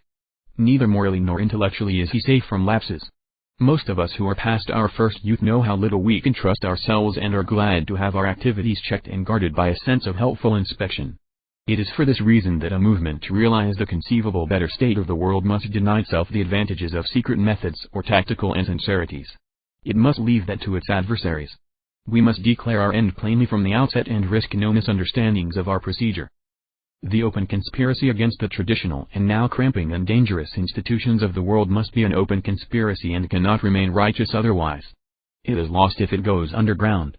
Every step to world unity must be taken in the daylight with the understanding sympathy of as many people as possible, or the sort of unity that will be won will be found to be scarcely worth the winning. The essential task would have to be recommenced again within the mere frame of unity thus attained. 34. Broad characteristics of a scientific world commonweal. 35. This cannot attempt to take possession of the whole world, this open conspiracy of ours, must be made in the name of and for the sake of science and creative activity. Its aim is to release science and creative activity, and every stage in the struggle must be watched and criticized, lest there be any sacrifice of these ends to the exigencies of conflict. The security of creative progress and creative activity implies a competent regulation of the economic life in the collective interest. There must be food, shelter and leisure for all. The fundamental needs of the animal life must be assured before human life can have free play. Man does not live by bread alone. He eats that he may learn and adventure creatively, but unless he eats he cannot adventure. His life is primarily economic, as a house is primarily a foundation, and economic justice and efficiency must underlie all other activities. But to judge human society and organize political and social activities entirely on economic grounds is to forget the objectives of life's campaign in a preoccupation with supply. It is true that man, like the animal world in general from which he has risen, is the creature of a struggle for sustenance, but unlike the animals, man can resort to methods of escape from that competitive pressure upon the means of subsistence, which has been the lot of every other animal species. He can restrain the increase in his numbers, and he seems capable of still quite undefined expansions of his productivity per head of population. He can escape therefore from the struggle for subsistence altogether with a surplus of energy such as no other kind of animal species has ever possessed. Intelligent control of population is a possibility which puts man outside competitive processes that have hitherto ruled the modification of species, and he can be released from these processes in no other way. There is a clear hope that, later, directed breeding will come within his scope, but that goes beyond his present range of practical achievement, and we need not discuss it further here. Suffice it for us here that the world community of our desires, the organized world community conducting and ensuring its own progress, requires a deliberate collective control of population as a primary condition. There is no strong instinctive desire for multitudinous offspring, as such, in the feminine makeup. The reproductive impulses operate indirectly. Nature ensures a pressure of population through passions and instincts that, given sufficient knowledge, intelligence, and freedom on the part of women, can be satisfactorily gratified and tranquilized, if need be, without the production of numerous children. Very slight adjustments in social and economic arrangements will, in a world of clear available knowledge and straightforward practice in these matters, supply sufficient inducement or discouragement to affect the general birth rate or the birth rate of specific types as the directive sense of the community may consider desirable. So long as the majority of human beings are begotten involuntarily in lust and ignorance, so long does man remain like any other animal under the molding pressure of competition for subsistence. Social and political processes change entirely in their character when we recognize the possibility. 36. The open conspiracy and practicability of this fundamental revolution in human biology. In a world so relieved, the production of staple necessities presents a series of problems altogether less distressful than those of the present scramble for possessions and self-indulgence on the part of the successful, and for work and a bare living on the part of the masses. With the increase of population unrestrained, there was, as the end of the economic process, no practical alternative to a multitudinous equality at the level of bare subsistence, except through such an inequality of economic arrangements as allowed a minority to maintain a higher standard of life by withholding whatever surplus of production it could grasp from consumption in mere proletarian breeding. In the past and at present, what is called the capitalist system, that is to say the unsystematic exploitation of production by private owners under the protection of the law, has, on the whole, in spite of much waste and conflict, worked beneficially by checking that gravitation to a universal low-grade consumption which would have been the inevitable outcome of a socialism oblivious of biological processes. With effective restraint upon the increase of population, however, entirely new possibilities open out before mankind. The besetting vice of economic science, orthodox and unorthodox alike, has been the vice of beginning in the air, with current practice and current convictions, with questions of wages, prices, values, and possession, when the profounder issues of human association are really not to be found at all on these levels. The primary issues of human association are biological and psychological, and the essentials of economics are problems in applied physics and chemistry. The first thing we should examine is what we want to do with natural resources, and the next, how to get men to do what has to be done as pleasurably and effectively as possible.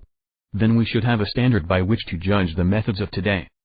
But the academic economists, and still more so Marx and his followers, refuse to deal with these fundamentals, and, with a stupid pose of sound practical wisdom, insist on opening up their case with an uncritical acceptance of the common antagonism of employers and employed and a long rigmarole about profits and wages. Ownership and expropriated labor are only one set of many possible sets of economic method. The economists, however, will attend seriously only to the current set, the rest they ignore, and the Marxists, with their uncontrollable disposition to use nicknames in the place of judgments, condemn all others as utopian, a word as final in its dismissal from the minds of the elect as that other pet counter in the communist substitute for thought, bourgeois. If they can persuade themselves that an idea or a statement is utopian or bourgeois, it does not seem to matter in the least to them whether it is right or wrong. It is disposed of. Just as in gentler circles anything is disposed of that can be labeled atheistical, subversive or disloyal. If a century and a half ago the world had submitted its problems of transport to the economists, they would have put aside, with as little wasted breath and ink as possible, all talk about railways, motor cars, steamships. Broad characteristics of a scientific world Commonweal 37. And aeroplanes, and, with a fine sense of extravagance rebuked, set themselves to long neuralgic dissertations, disputations, and treatises upon highroads and the methods of connecting them, turnpike gates, canals, the influence of lock fees on bargemen, tidal landing places, anchorages, surplus carrying capacity, carriers, caravans, hand-barrows, and the pedestrian ariot. There would have been a rapid and easy differentiation in feeling and requirements between the horse-owning minority and the walking majority. The wrongs of the latter would have tortured the mind of every philosopher who could not ride, and been minimized by every philosopher who could, and there would have been a broad rift between the narrow footpath school, the no footpath school, and the school which would look forward to a time when every horse would have to be led along one universal footpath under the dictatorship of the pedestrian ariot.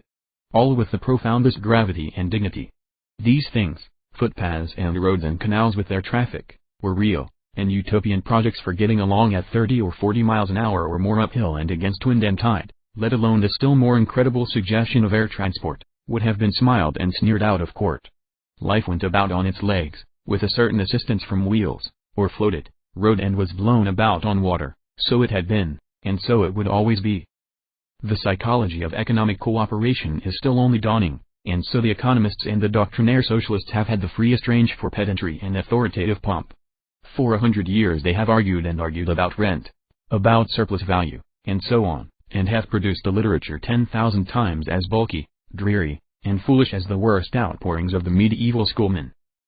But as soon as this time-honored preoccupation with the alignment of the shares of originators, organizers, workers, owners of material, credit dealers, and tax collectors in the total product, ceases to be dealt with as the primary question in economics, as soon as we liberate our minds from a preoccupation which from the outset necessarily makes that science a squabble rather than a science, and begin our attack upon this subject with a survey of the machinery and other productive material required in order that the staple needs of mankind should be satisfied, if we go on from that to consider the way in which all this material and machinery can be worked and the products distributed with the least labor and the greatest possible satisfaction, we shift our treatment of economic questions towards standards by which all current methods of exploitation, employment, and finance can be judged rather than wrangled over.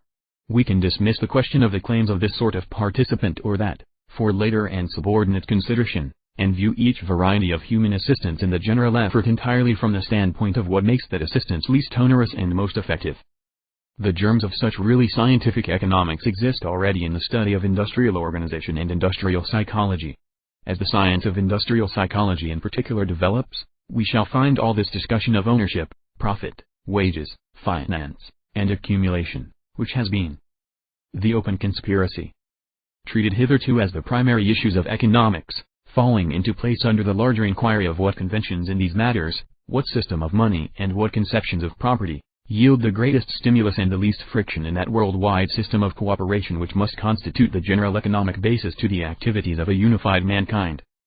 Manifestly the supreme direction of the complex of human economic activities in such a world must center upon a Bureau of Information and Advice, which will take account of all the resources of the planet, estimate current needs, apportion productive activities and controlled distribution.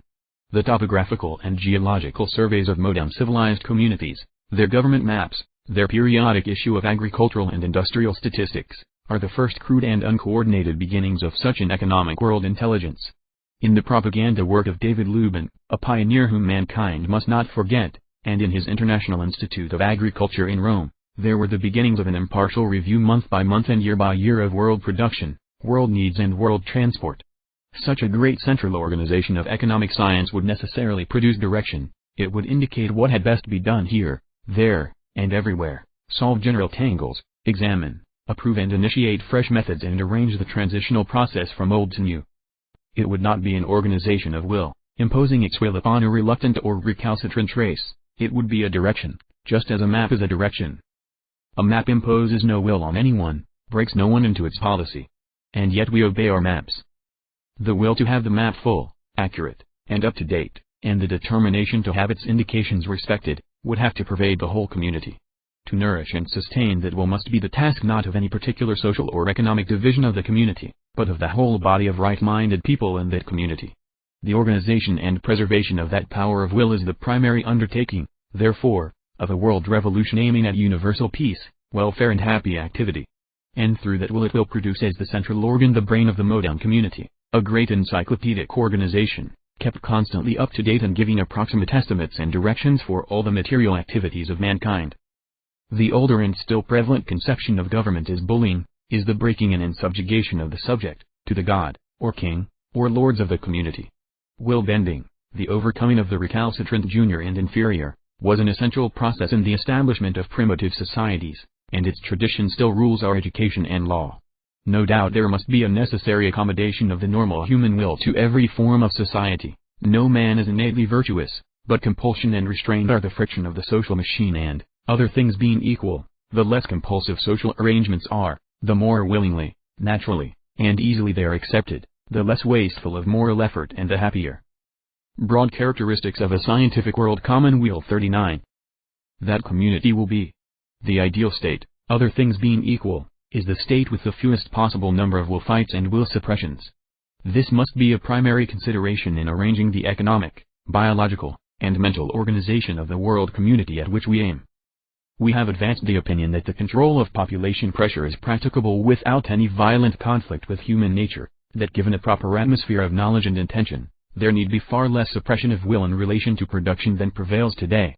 In the same way, it is possible that the general economic life of mankind may be made universally satisfactory, that there may be an abundance out of all comparison greater than the existing supply of things necessary for human well-being, freedom, and activity, with not merely not more, but infinitely less subjugation and enslavement than now occurs. Man is still but half bomb out of the blind struggle for existence, and his nature still partakes of the infinite wastefulness of his mother nature. He has still to learn how to price the commodities he covets in terms of human life. He is indeed only beginning to realize that there is anything to be learned in that matter. He wastes will and human possibility extravagantly in his current economic methods. We know nowadays that the 19th century expended a great wealth of intelligence upon a barren controversy between individualism and socialism. They were treated as mutually exclusive alternatives, instead of being questions of degree. Human society has been, is, and always must be an intricate system of adjustments between unconditional liberty and the disciplines and subordinations of cooperative enterprise. Affairs do not move simply from a more individualist to a more socialist state or vice versa. There may be a release of individual initiative going on here and standardization or restraint increasing there. Personal property never can be socially guaranteed and yet remain unlimited in action and extent as the extremer individualists desired, nor can it be abolished as the extremer socialists proposed. Property is not robbery. As Proudhon asserted, it is the protection of things against promiscuous and mainly wasteful use. Property is not necessarily personal. In some cases property may restrict or forbid a use of things that would be generally advantageous, and it may be and is frequently unfair in its assignment of initiative, but the remedy for that is not an abolition but a revision of property. In the concrete it is a form necessary for liberty of action upon material, while abstracted as money, which is a liquidated generalized form of property, it is a ticket for individual liberty of movement and individual choice of reward. The economic history of mankind is a history of the operation of the idea of property. It relates the conflict of the unlimited acquisitiveness of egoistic individuals against the resentment of the disinherited and unsuccessful and the far less effective consciousness of a general welfare.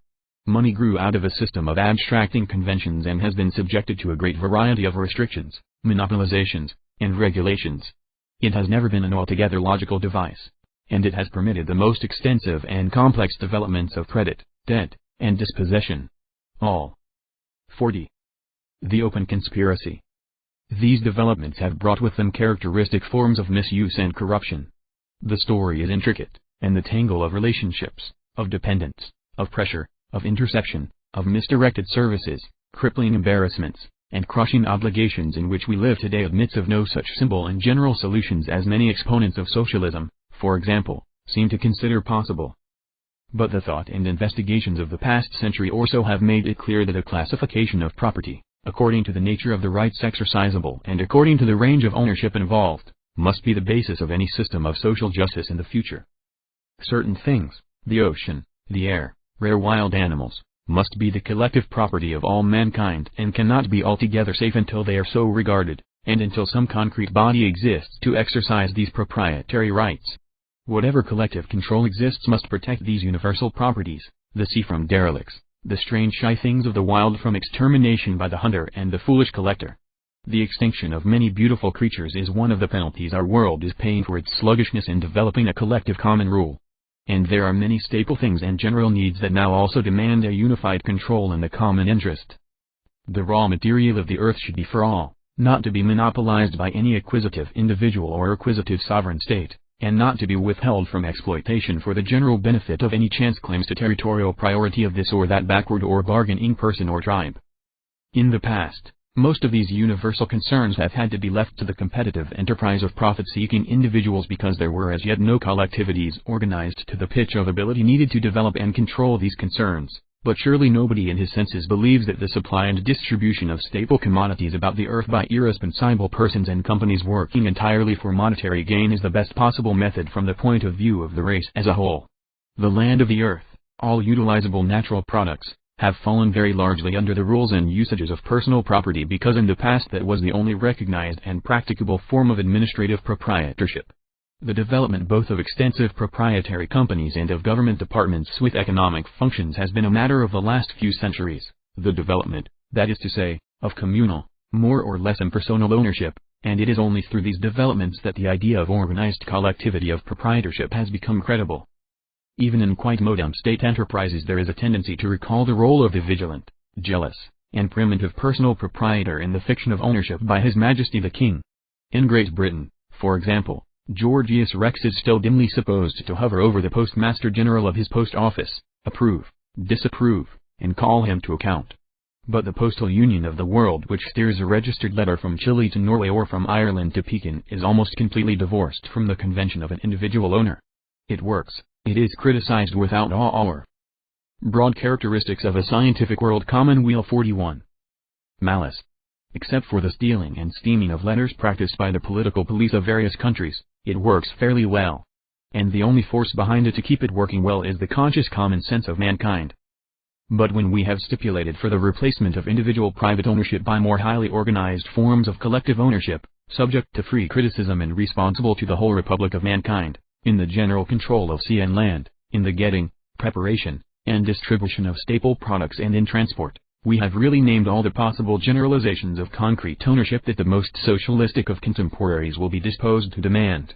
And if we add to that the necessary maintenance of a money system by a central world authority upon a basis that will make money keep faith with the worker who earns it, and represent from first to last for him the value in staple commodities he was given to understand it was to have, and if we conceive credit adequately controlled in the general interest by a socialized world banking organization, we shall have defined the entire realm from which individual property and unrestricted individual enterprise have been excluded.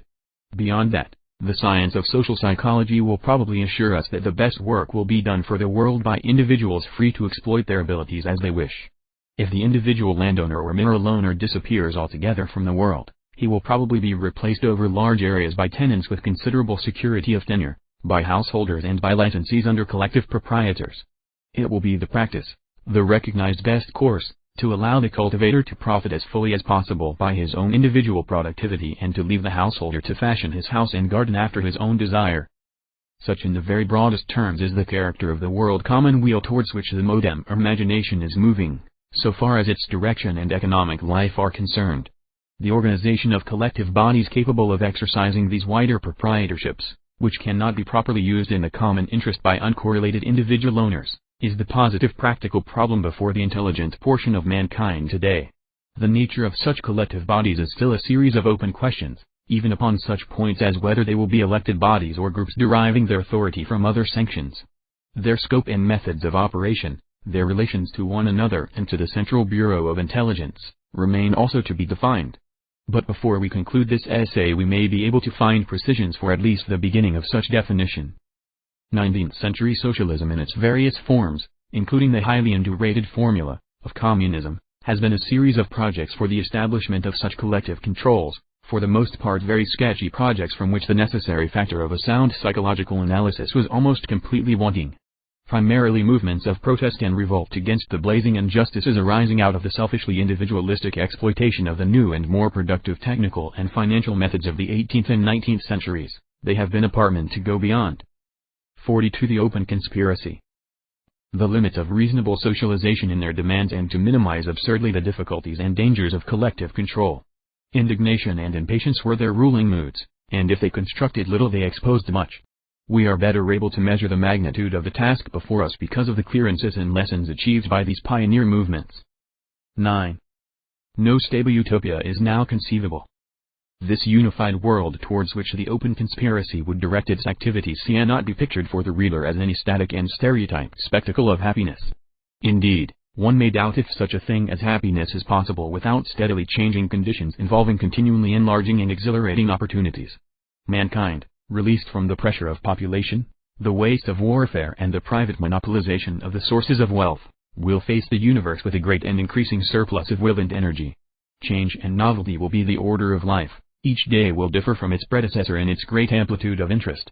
Life which was once routine, endurance, and mischance will become adventure and discovery. It will no longer be the old story. We have still barely emerged from among the animals in their struggle for existence. We live only in the early dawn of human self-consciousness and in the first awakening of the spirit of mastery. We believe that the persistent exploration of our outward and inward worlds by scientific and artistic endeavor will lead to developments of power and activity upon which at present we can set no limits nor give any certain form.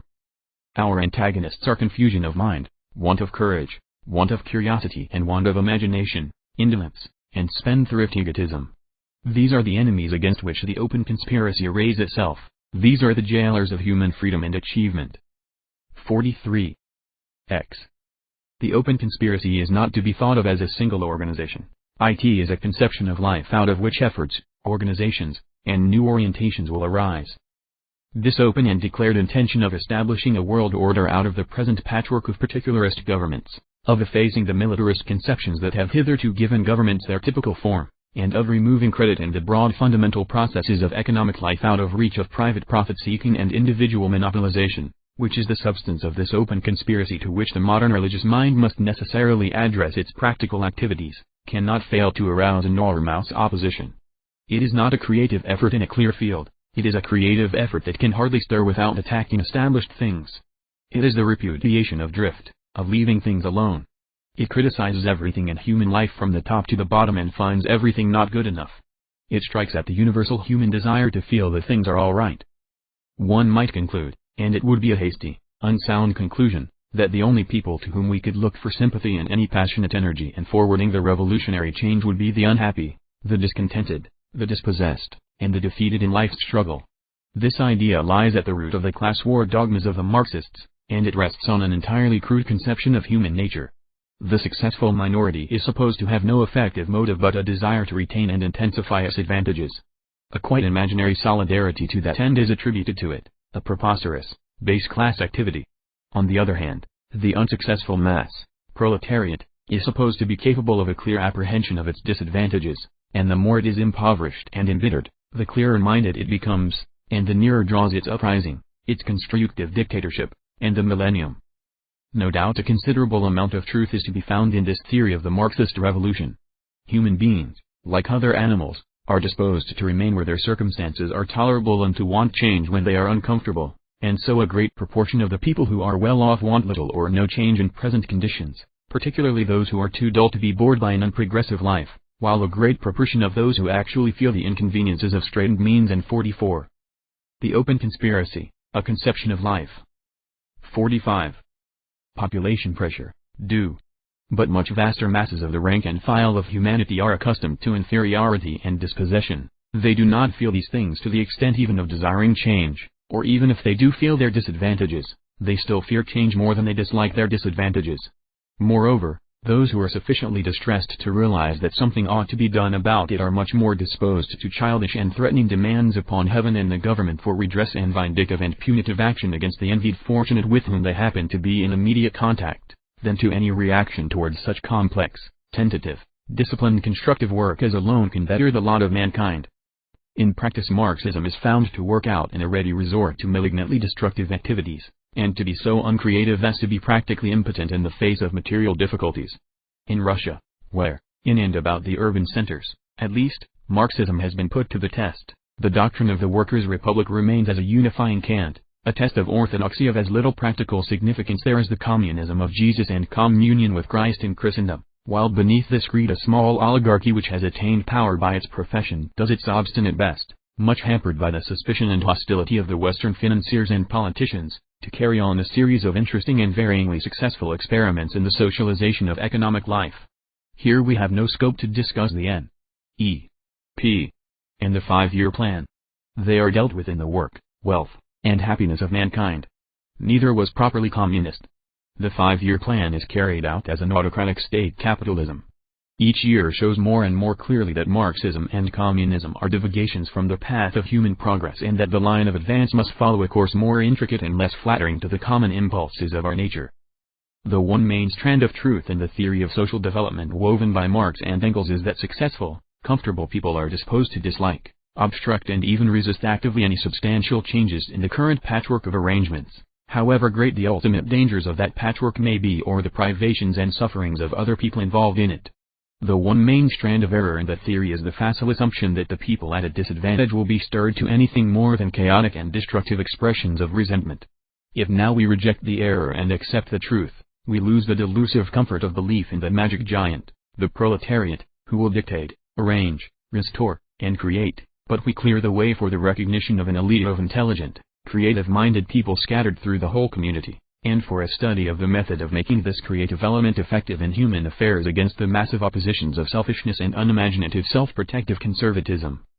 Now, certain classes of people such as thugs and burglars seem to be harmful to society without a redeeming point about them, and others, such as race-course bookmakers, seem to provide the minimum of distraction and entertainment with a maximum of mischief. Willful idlers are a mere 46. The open conspiracy. Burden on the community. Other social classes again, professional soldiers, for example, have a certain traditional honorableness which disguises the essentially parasitic relationship of their services to the developing modern community. Armies and armaments are cancers produced by the malignant development of the patriotic virus under modern conditions of exaggeration and mass suggestion. But since there are armies prepared to act coercively in the world today, it is necessary that the open conspiracy should develop within itself the competence to resist military coercion and combat and destroy armies that stand in the way of its emergence. Possibly the first two types here instanced may be condemned as classes and excluded as classes from any participation in the organized effort to recast the world, but quite obviously the soldier cannot. The world commonweal will need its own scientific methods of protection so long as there are people running about the planet with flags and uniforms and weapons, offering violence to their fellow men and interfering with the free movements of commodities in the name of national sovereignty. And when we come to the general functioning classes, landowners, industrial organizers, bankers, and so forth, who control the present system, such as it should be still plainer that it is very largely from the ranks of these classes, and from their stores of experience and traditions of method, that the directive forces of the new order must emerge. The open conspiracy can have nothing to do with the heresy that the path of human progress lies through an extensive class war. Let us consider, for example, how the open conspiracy stands to such a complex of activities, usages, accumulations, advantages as constitutes the banking world. There are no doubt many bankers and many practices in banking which make for personal or group advantage to the general detriment. They forestall, monopolize, constrain, and extort, and so increase their riches.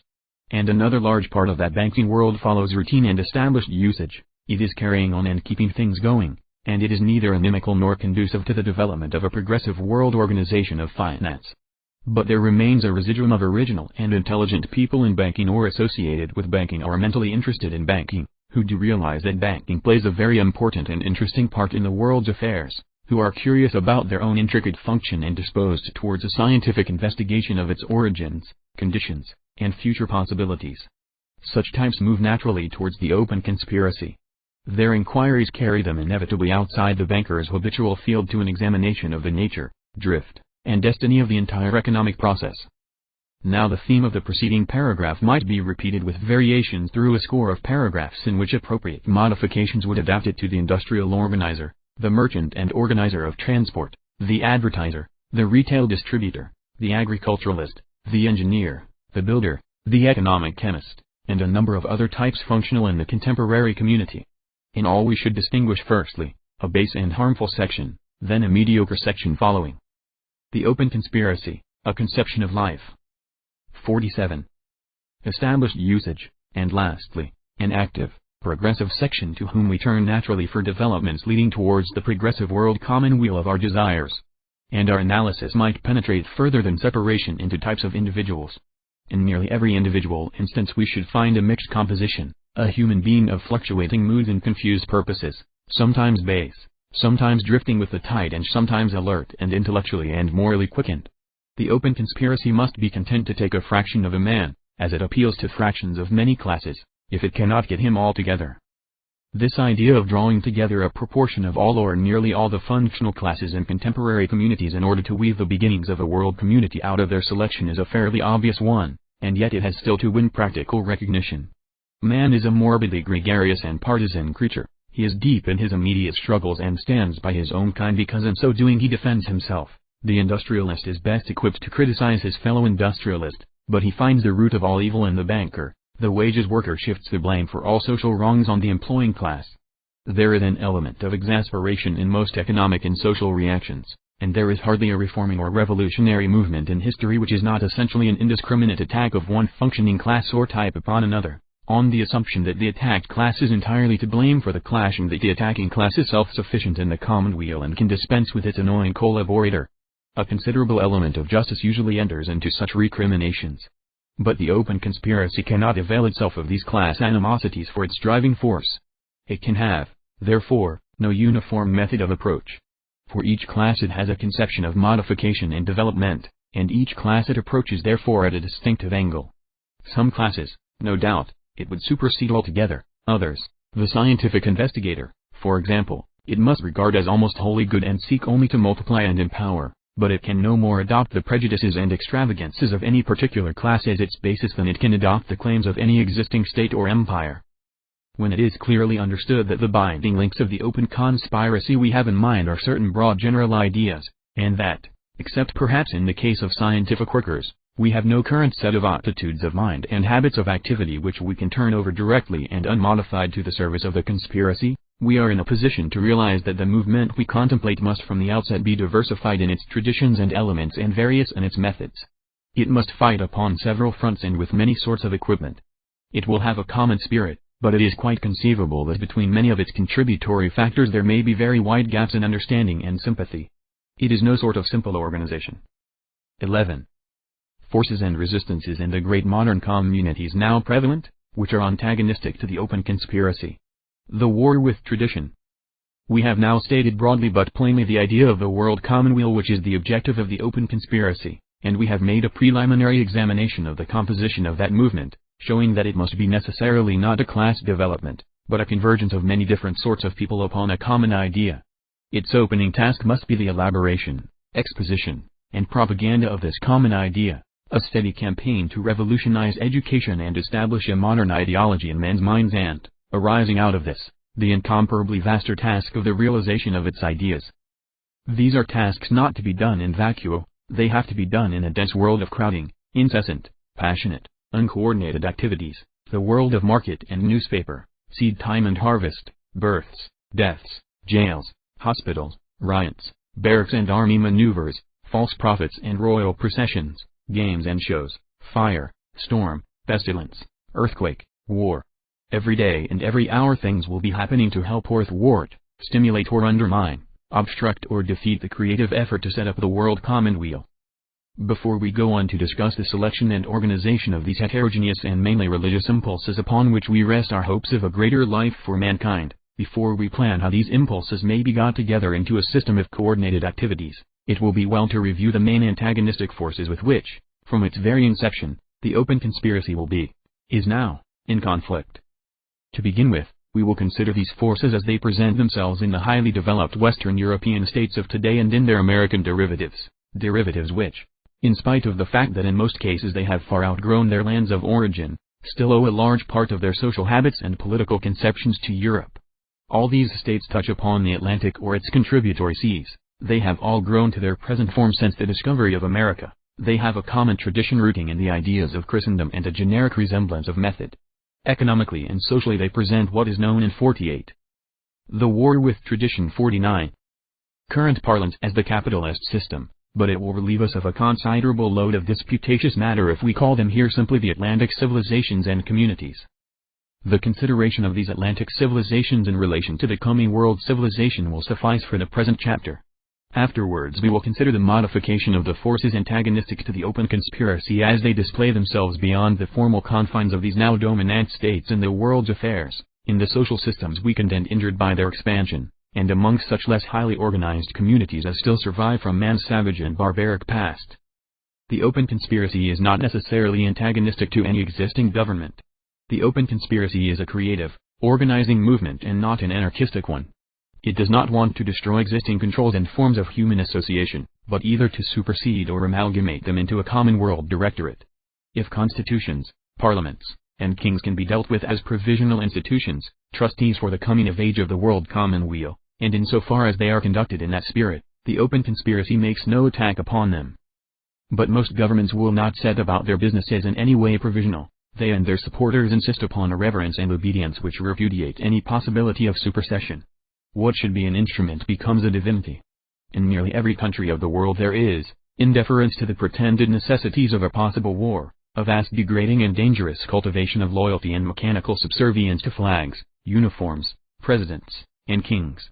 A president or king who does his appointed work well and righteously is entitled to as much subservience as a bricklayer who does his work well and righteously and to no more. But instead there is a sustained endeavor to give him the privileges of an idol above criticism or reproach, and the organized worship of flags has become, with changing conditions of intercourse and warfare, an entirely evil misdirection of the gregarious impulses of our race. Emotion and sentimentality are evoked in the cause of disciplines and cooperations that could quite easily be sustained and that are better sustained by rational conviction. The open conspiracy is necessarily opposed to all such implacable loyalties, and still more so to the aggressive assertion and propaganda of such loyalties. When these things take the form of suppressing reasonable criticism and forbidding even the suggestion of other forms of government, they become plainly antagonists to any comprehensive project for human welfare. They become manifestly, from the wider point of view, seditious, and loyalty to king and country passes into plain treason to mankind.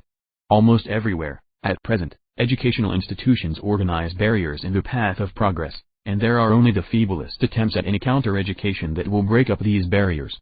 There is little or no effort to restrain the aggressive nationalist when he waves his flag against the welfare of our race, or to protect the children of the world from the infection of his enthusiasms. And this last is as true now of the American system as it is of any European state. 50. The open conspiracy.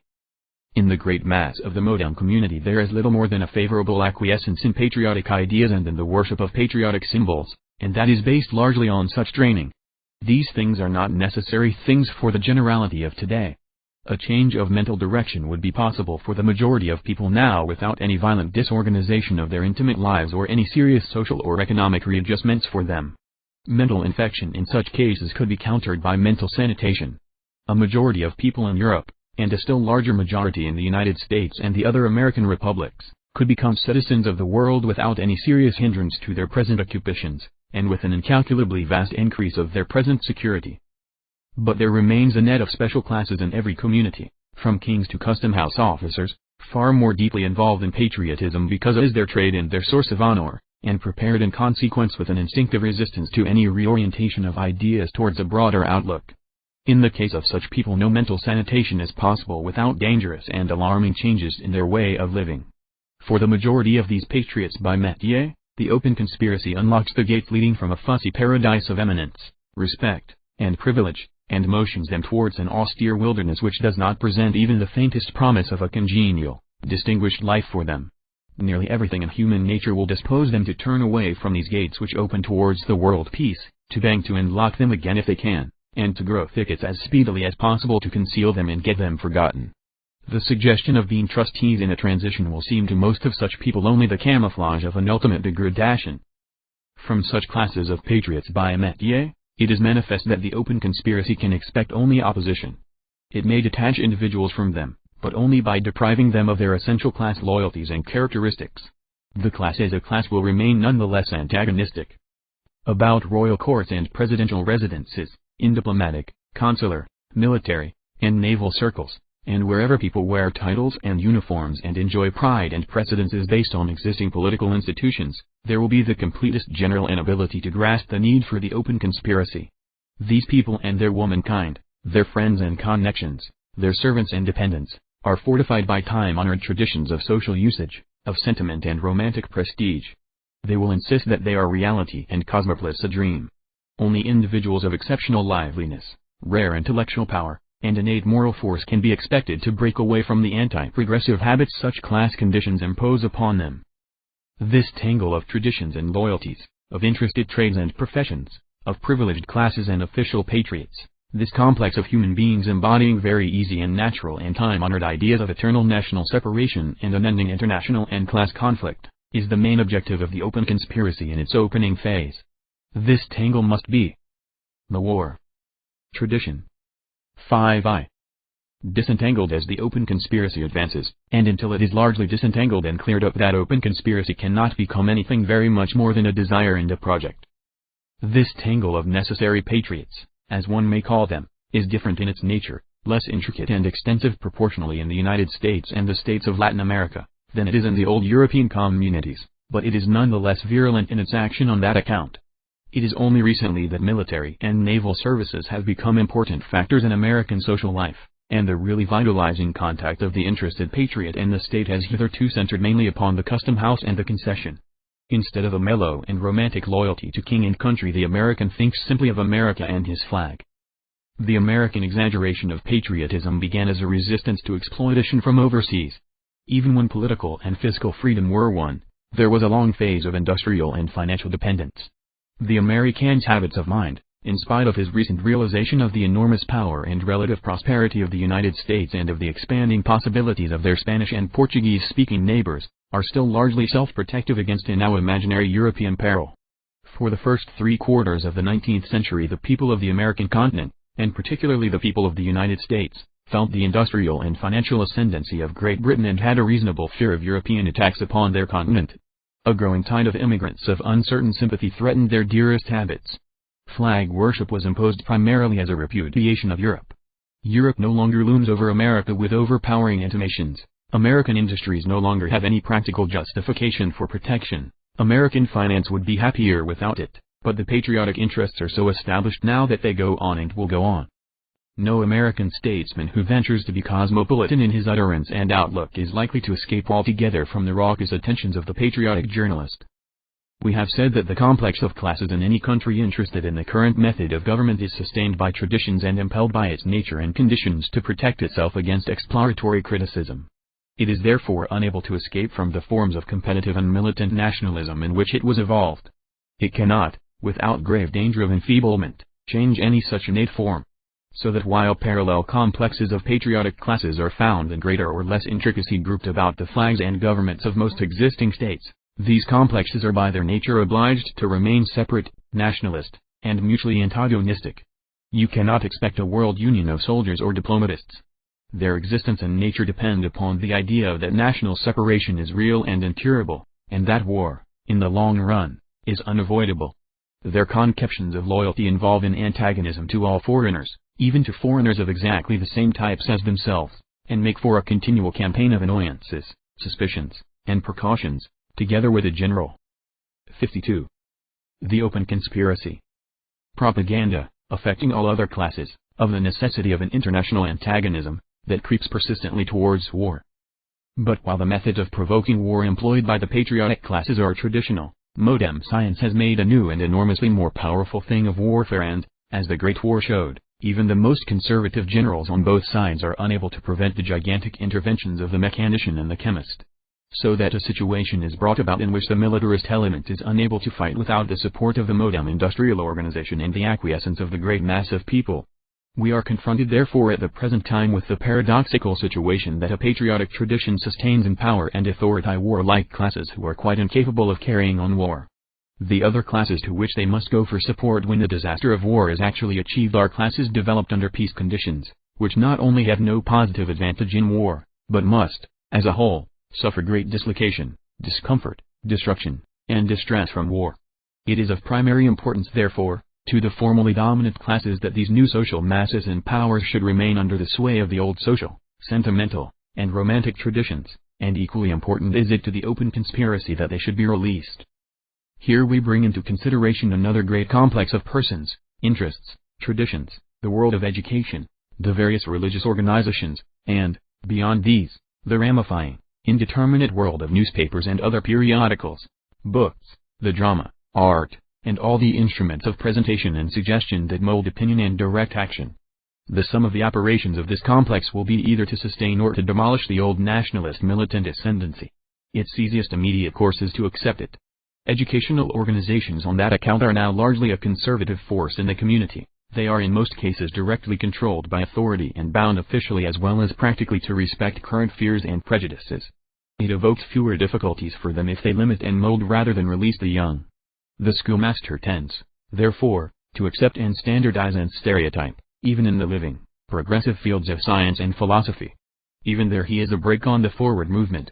It is clear that the open conspiracy must either continually disturb and revivify him or else frankly antagonize him. Universities also struggle between the honorable past on which their prestige rests, and the need of adaptation to a world of inquiry, experiment, and change. It is an open question whether these particular organizations of intellectual prestige are of any real value in the living world.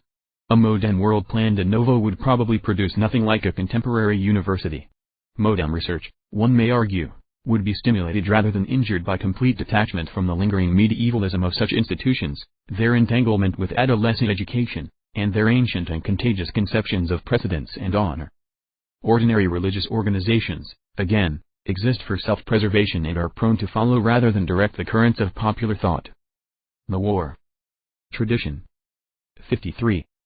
They are kept alive, indeed, by revivalism and new departures which at the outset they are apparent to resist, as the Catholic Church, for instance, resisted the Franciscan awakening, but their formal disposition is conservative. They say to religious development, thus far and no farther. Here, in school, college, and church, are activities of thought and instruction which, generally speaking, drag upon the wheels of progress, but which need not necessarily do so. A schoolmaster may be original, stimulating, and creative, and if he is fortunate and a good fighter he may even achieve considerable worldly success. University teachers and investigators may strike out upon new lines and yet escape destruction by the older dawns. Universities compete against other universities at home and abroad and cannot altogether yield to the forces of dullness and subservience. They must maintain a certain difference from vulgar opinion and a certain repute of intellectual virility. As we pass from the more organized to the less organized intellectual activities, we find conservative influence declining in importance, and a freer play for the creative drive. Freshness is a primary condition of journalistic, literary, and artistic success, and orthodoxy has nothing new to say or do. But the desire for freshness may be satisfied all too readily by merely extravagant, superficial, and incoherent inventions. The influence of this old traditional nationalist social and political hierarchy which blocks the way to the new world is not, however, exerted exclusively through its control over schools and universities. Nor is that indeed its more powerful activity. Would that it were. There is also a direct, less defined contact of the old order with the nascent powers, that plays a far more effective part in delaying the development of the modern world commonweal. Necessarily the old order has determined the established way of life, which is, at its best, large, comfortable, amusing, respected. It possesses all the entrances and exits and all the controls of the established daily round. It is able to exact, and it does exact, almost without design, many conformities. There can be no very ample social life, therefore, for those who are conspicuously dissentient. Again the old order has a complete provision for the growth, welfare, and advancement of its children. It controls the founts of honor and self-respect, it provides a mapped-out world of behavior. The new initiatives make their appearance here and there in the form of isolated individuals, here an inventor, there a bold organizer or a vigorous thinker. Apart from his specific work the innovating type finds that he must fall in with established things or his womenfolk will be ostracized, and he will be distressed by a sense of isolation even in the midst of successful activities. The more intensely he innovates in particular, the more likely is he to be too busy to seek out kindred souls and organize a new social life in general. The new things and ideas, even when they arise abundantly, arise scattered and unorganized, and the old order takes them in its net. America, for example, both on its Latin and on its English-speaking side, is in many ways a triumph of the old order over the. Men like Winwood Reade thought that the New World would be indeed. 54. The Open Conspiracy. A New World. They idealized its apparent emancipations.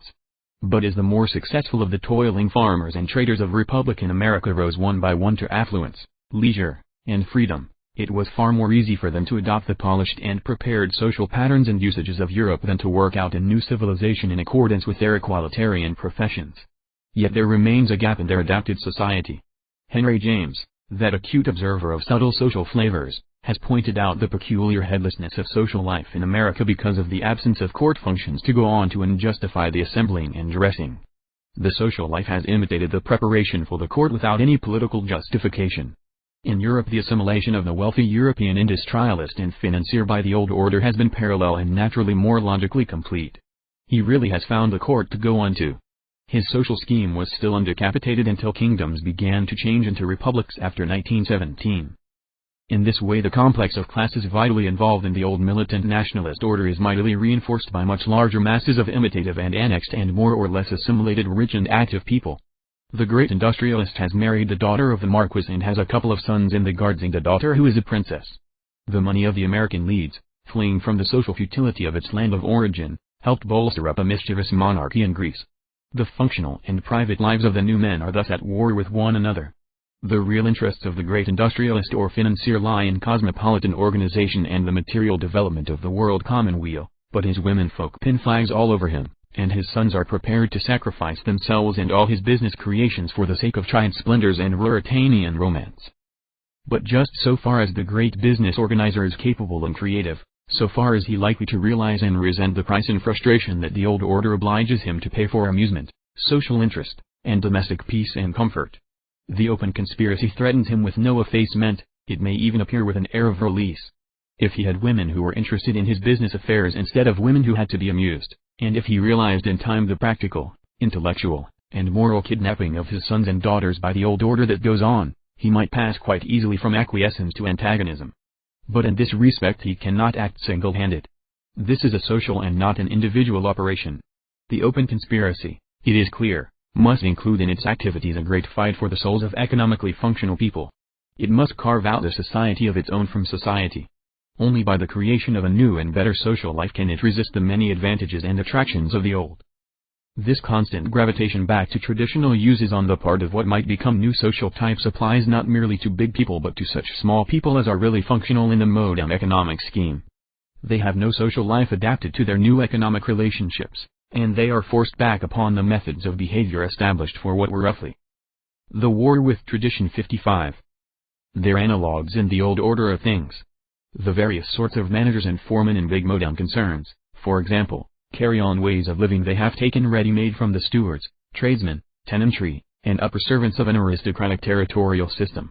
They release themselves and are released almost in spite of themselves, slowly, generation by generation, from habits of social subservience that are no longer necessary nor convenient in the social process, acquire an official pride in themselves and take on new conceptions of responsible loyalty to a scheme. And they find themselves under suggestions of class aloofness and superiority to the general mass of less cardinal workers, that are often unjustifiable under new conditions. Machinery and scientific organization have been and still are revolutionizing productive activity by the progressive elimination of the unskilled worker, the hack, the mere toiler. But the social organization of the modern community and the mutual deportment of the associated workers left over after this elimination are still haunted by the tradition of the lord, the middle-class tenant, and the servile hind.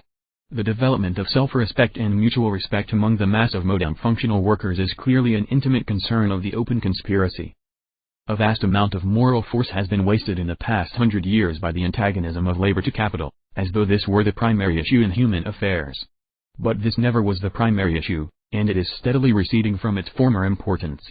The ancient civilizations did actually rest upon a broad basis of slavery and serfdom. Human muscle was a main source of energy, ranking with sun, wind, and flood. But invention and discovery have so changed the conditions under which power is directed and utilized that muscle becomes economically secondary and inessential. We no longer want hewers of wood and drawers of water, carriers and pick and spade men. We no longer want that breeding swarm of hefty sweaty bodies without which the former civilizations could not have endured. We want watchful and understanding guardians and drivers of complex delicate machines, which can be mishandled and brutalized and spoilt all too easily. The less disposed these masters of our machines are to inordinate multiplication, the more room and food in the world for their antler fives. Even to the lowest level of a fully mechanicalized civilization it is required that the human element should be select. In the modern world, crowds are a survival, and they will presently be an anachronism, and crowd psychology therefore cannot supply the basis of a new order. It is just because labor is becoming more intelligent, responsible, and individually efficient that it is becoming more audible and impatient in social affairs. It is just because it is no longer mere gang labor, and is becoming more and more intelligent cooperation in detail, that it now resents being treated as a serf, housed like a serf, fed like a serf, and herded like a serf, and its pride and thoughts and feelings disregarded. Labor is in revolt because as a matter of fact it is, in the ancient and exact sense of the word, ceasing to be labor at all. The more progressive elements of the directive classes recognize this. The open conspiracy. 5 less than S. But, as we have shown, there are formidable forces still tending to maintain the old social attitudes when arrogance became the ruler and the common man accepted his servile status. A continual resistance is offered by large sections of the prosperous and advantaged to the larger claims of the modernized worker, and in response the rising and differentiating workers develop an angry antagonism to these directive classes which allow themselves to be controlled by their conservative and reactionary elements. Moreover, the increasing relative intelligence of the labor masses, the unprecedented imaginative stimulation they experience, the continually more widespread realization of the available freedoms and comforts and indulgences that might be and are not shared by all in a modern state, develop a recalcitrance where once there was little but fatalistic acquiescence. An objection to direction and obligation, always mutely present in the toiling multitudes since the economic life of man began, becomes articulate and active. It is the taste of freedom that makes labor desire to be free. This series of frictions is a quite inevitable aspect of social reorganization, but it does not constitute a primary antagonism in the process.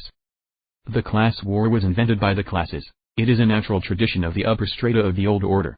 It was so universally understood that there was no need to state it. It is implicit in nearly all the literature of the world before the 19th century, except the Bible, the Quran, and other Sikh wali. The class war of the Marxist is merely a poor snobbish imitation, a tuguog, a pathetic, stupid, indignant reversal of and retort to the old arrogance, a pathetic upward arrogance. These conflicts cut across rather than oppose or help the progressive development to which the open conspiracy devotes itself. Labor, awakened, inquiring, and indignant, is not necessarily progressive. If the ordinary undistinguished worker is no longer to be driven as a beast of birth, he has, which also goes against the grain, to be educated to as high a level of cooperative efficiency as possible. He has to work better, even if he works for much shorter hours and under better conditions, and his work must be subordinated work still. He cannot become en masse sole owner and master of a scheme of things he did not make and is incapable of directing. Yet this is the ambition implicit in an exclusively labor movement. Either the labor revolutionary hopes to catch the services of exceptional people without acknowledgement or return on sentimental grounds, or he really believes that anyone is as capable as anyone else, if not more so. The worker at a low level may be flattered by dreams of class-conscious mass dominion from which all sense of inferiority is banished, but they will remain dreams. The deep instinctive jealousy of the commonplace individual for outstanding quality and novel initiative may be organized and turned to sabotage and destruction, masquerading as and aspiring to be a new social order, but that will be a blind alley and not the road of progress. Our hope for the human future does not lie in crowd psychology and the indiscriminating rule of universal democracy. The open conspiracy can have little use for mere resentments as a driving force towards its ends. It starts with a proposal not to exalt the labor class. The war with tradition 57. But to abolish it, its sustaining purpose is to throw drudges out of employment and eliminate the inept, and it is far more likely to incur suspicion and distrust in the lower ranks of the developing industrial order of today than to win support there. There, just as everywhere else in the changing social complexes of our time, it can appeal only to the exceptionally understanding individual who can without personal humiliation consider his present activities and relationships as provisional and who can, without taking offense, endure a searching criticism of his present quality and mode of living. 12. The resistances of the less industrialized peoples to the drive of the open conspiracy. So far, in our accounting of the Power's 5 institutions, dispositions, types, and classes which will be naturally opposed to the open conspiracy, we have surveyed only such territory in the domain of the future world common as is represented by the complex, progressive, highly industrialized communities, based on the preceding landlord-soldier, tenant, town merchant, and tradesman system, of the Atlantic type. These communities have developed farthest in the direction of mechanicalization, and they are so much more efficient and powerful that they now dominate the rest of the world. India, China, Russia, Africa present melanges of social systems, thrown together, outpaced, overstrained, shattered, invaded, exploited, and more or less subjugated by the finance, machinery, and political aggressions of the Atlantic, Baltic, and Mediterranean civilization.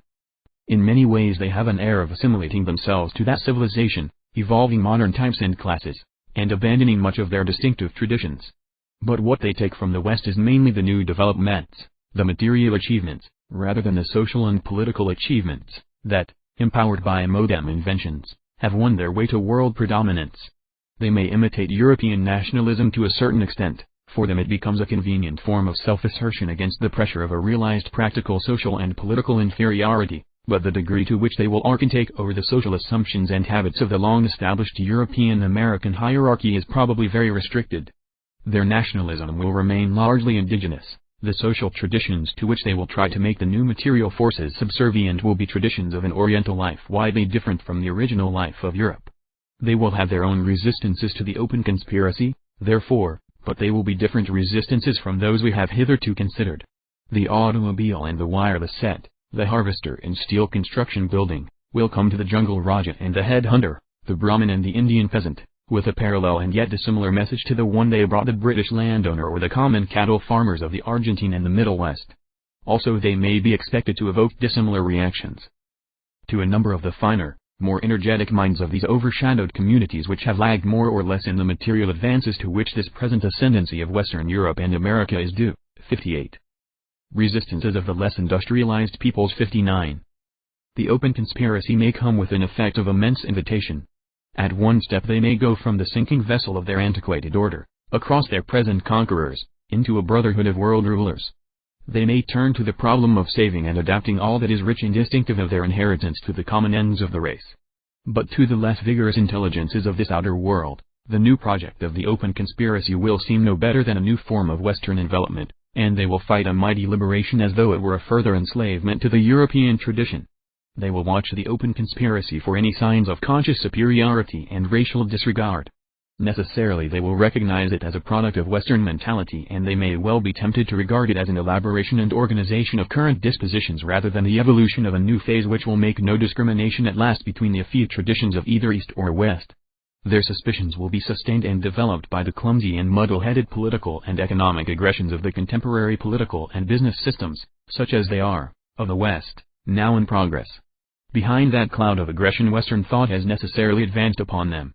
It could have got to their attention in no other way. Partly these resistances and criticisms of the decadent communities outside the Atlantic capitalist systems will be aimed, not at the developing methods of the coming world community, but at the European traditions and restrictions that have imposed themselves upon these methods, and so far the clash of East and West may be found to subserve the aims of the open conspiracy. In the conflict of old traditions and in the consequent deadlocks lies much hope for the direct acceptance of the groups of ideas centering upon the open conspiracy. One of the most interesting areas of humanity in this respect is the great system of communities under the sway or influence of Soviet Russia. Russia has never been completely incorporated with the European system. She became a just passable imitation of a Western European monarchy in the 17th and 18th centuries, and talked at last of constitutions and parliaments, but the reality of that vast empire remained an Asiatic despotism, and the European mask was altogether smashed by the successive revolutions of 1917. The ensuing system is a government presiding over an enormous extent of peasants and herdsmen, by a disciplined association professing the faith and dogmas of Marx, as interpreted and qualified by Lenin and Stalin. In many ways this government is a novelty of extraordinary interest. It labors against enormous difficulties within itself and without. Flown amazingly into a position of tremendous power, its intellectual flexibility is greatly restricted by the urgent militant necessity for mental unanimity and a consequent repression of criticism. It finds itself separated, intellectually and morally, by an enormous gap from the illiterate millions over which it rules. More open perhaps to scientific and creative conceptions than any other government, and certainly more willing to experiment and innovate, its enterprise is starved by the economic depletion of the country and the Great War and by the technical and industrial backwardness of the 60. The open conspiracy. population upon which it must draw for its personnel. Moreover, it struggles within itself between concepts of a modern scientific social organization and a vague anarchistic dream in which the state is to disappear, and an emancipated proletariat, breeding and expectorating freely, fills the vistas of time forevermore. The tradition of long years of hopeless opposition has tainted the world policy of the Marxist cult with a mischievous and irritating quality that focuses upon it the animosity of every government in the dominant Atlantic system.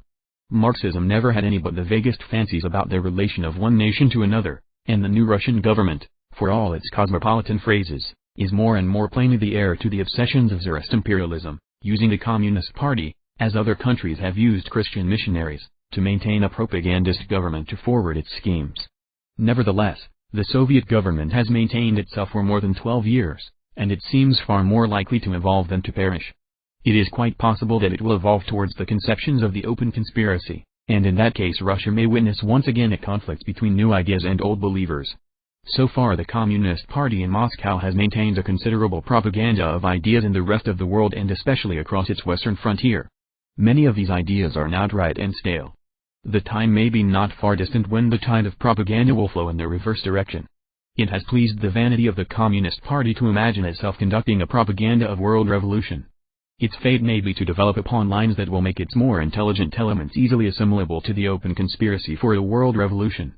The open conspiracy as it spreads and grows may find a less encumbered field for trying out the economic developments implicit in its conceptions in Russia and Siberia than anywhere else in the world.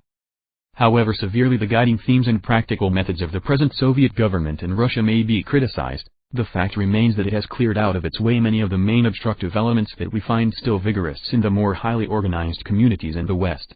It has liberated vast areas from the kindred superstitions of monarchy and the need for a private proprietary control of great economic interests.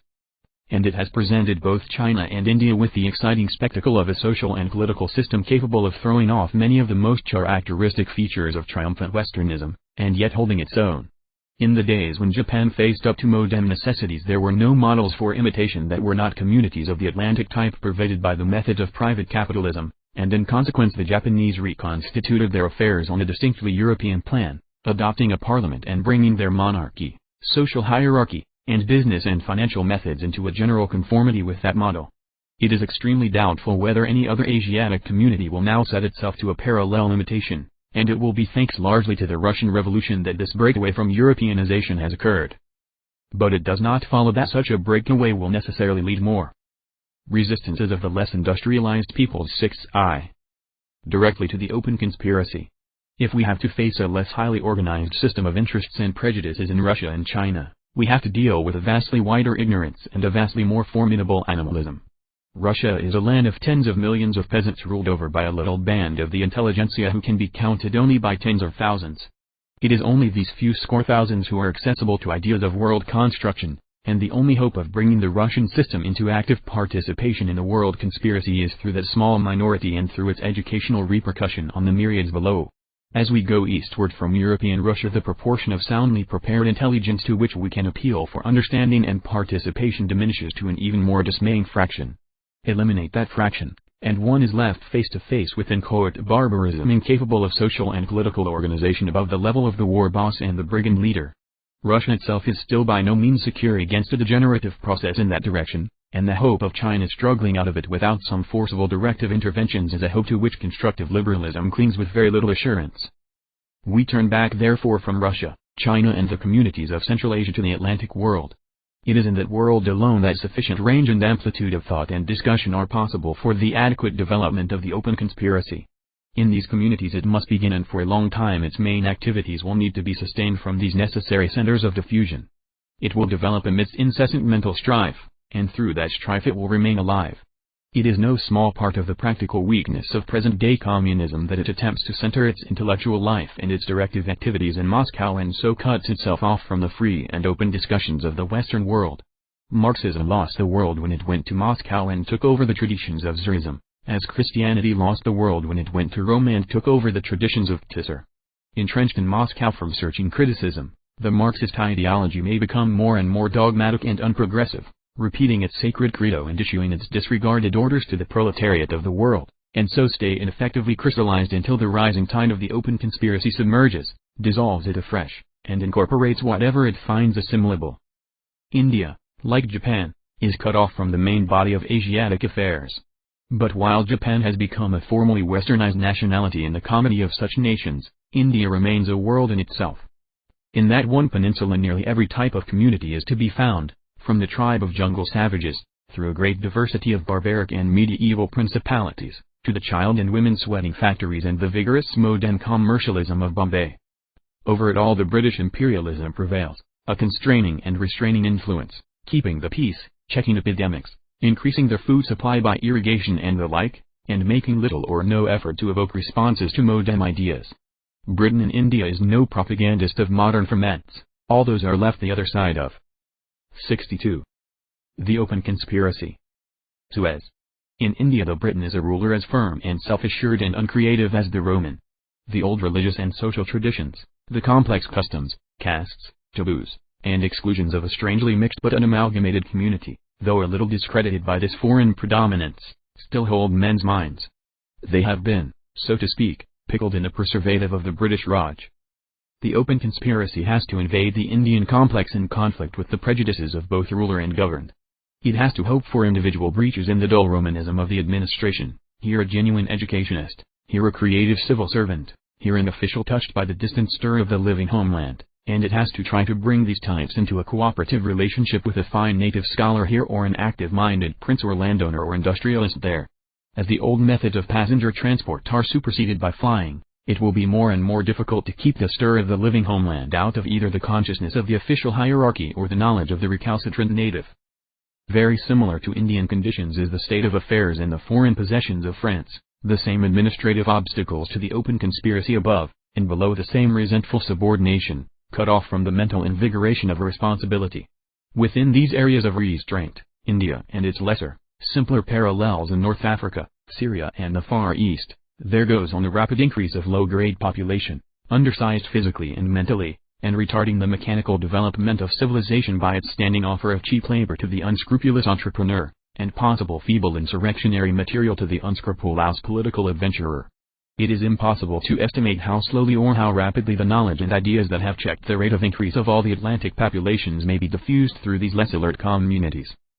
We must complete our survey of the resistances against which the open conspiracy has to work by a few words about the Negro world and the regions of forest and jungle in which barbaric and even savage human fight still escapes the infection of civilization. It seems inevitable that the development of modern means of communication and the conquest of tropical diseases should end in giving access everywhere to modern administration and to economic methods, and everywhere the incorporation of the former wilderness in the modern economic process means the destruction of the material basis, the free hunting, the free access to the soil, of such barbaric and savage communities as still precariously survive. The dusky peoples, who were formerly the lords of these still imperfectly assimilated areas, are becoming exploited workers, slaves, serfs, taxpayers, or laborers to a caste of white immigrants. The spirit of the plantation broods over all these lands.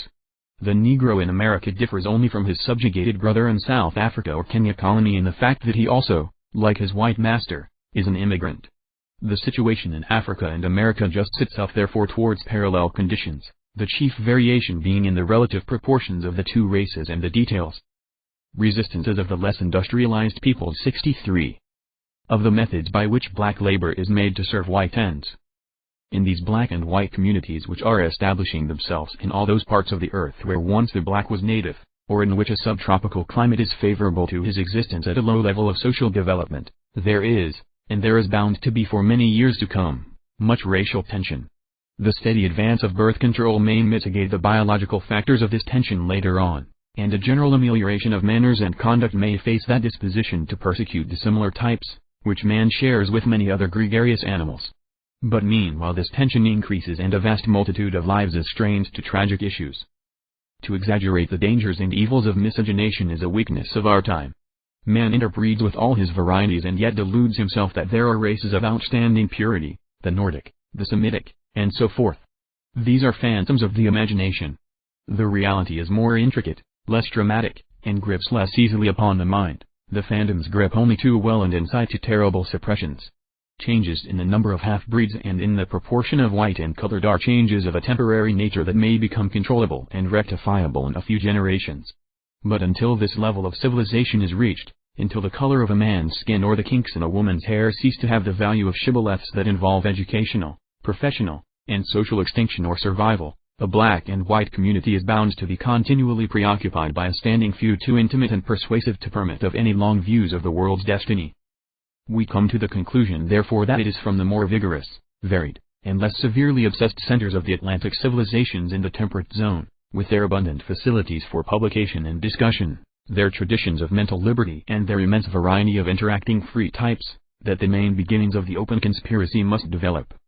For the rest of the world, its propaganda, finding but poor nourishment in the local conditions, may retain a missionary quality for many years.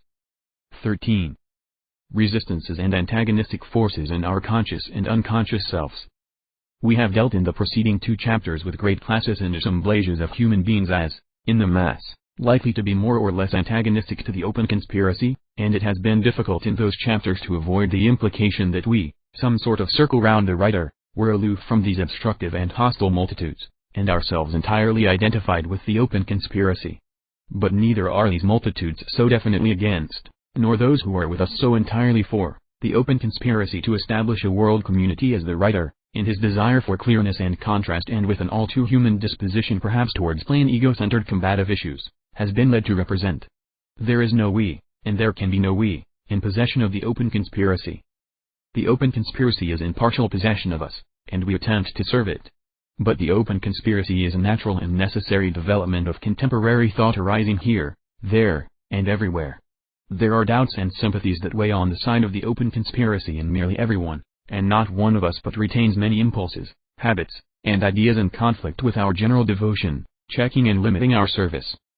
Let us therefore in this chapter cease to discuss classes and types and consider general mental tendencies and reactions which move through all humanity.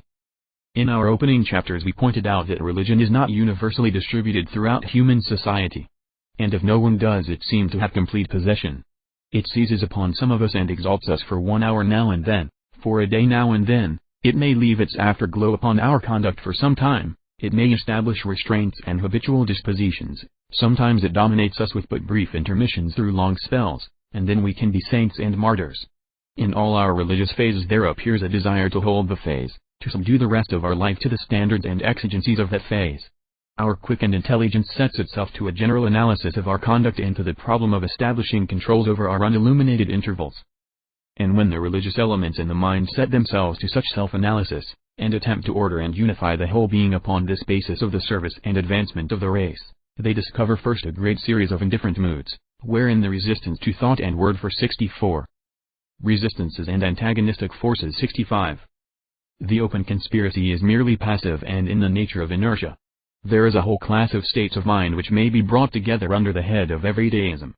The dinner bell and the playing fields, the cinema and the newspaper, the weekend visit and the factory siren, a host of such expectant things cause to a vast majority of people in our modern world to stop thinking and get busy with the interest in hand, and so on to the next, without a thought for the general frame and drama in which these momentary and personal incidents are set.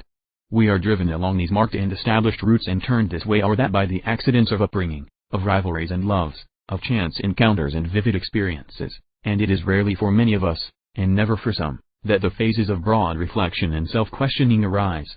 For many people their religious life now, as in the past, has been a quite desperate effort to withdraw sufficient attention and energy from the flood of events to get some sort of grasp, and keep whatever grip is won, upon the relations of the self to the whole. Far more recoil in terror from such a possibility and would struggle strenuously against solitude in the desert, solitude under the stars, solitude in a silent room or indeed any occasion for comprehensive thought. But the instinct and purpose of the religious type is to keep hold upon the comprehensive drama, and at the heart of all the great religions of the world we find a parallel disposition to escape in some manner from the aimless drive and compulsion of accident and everyday.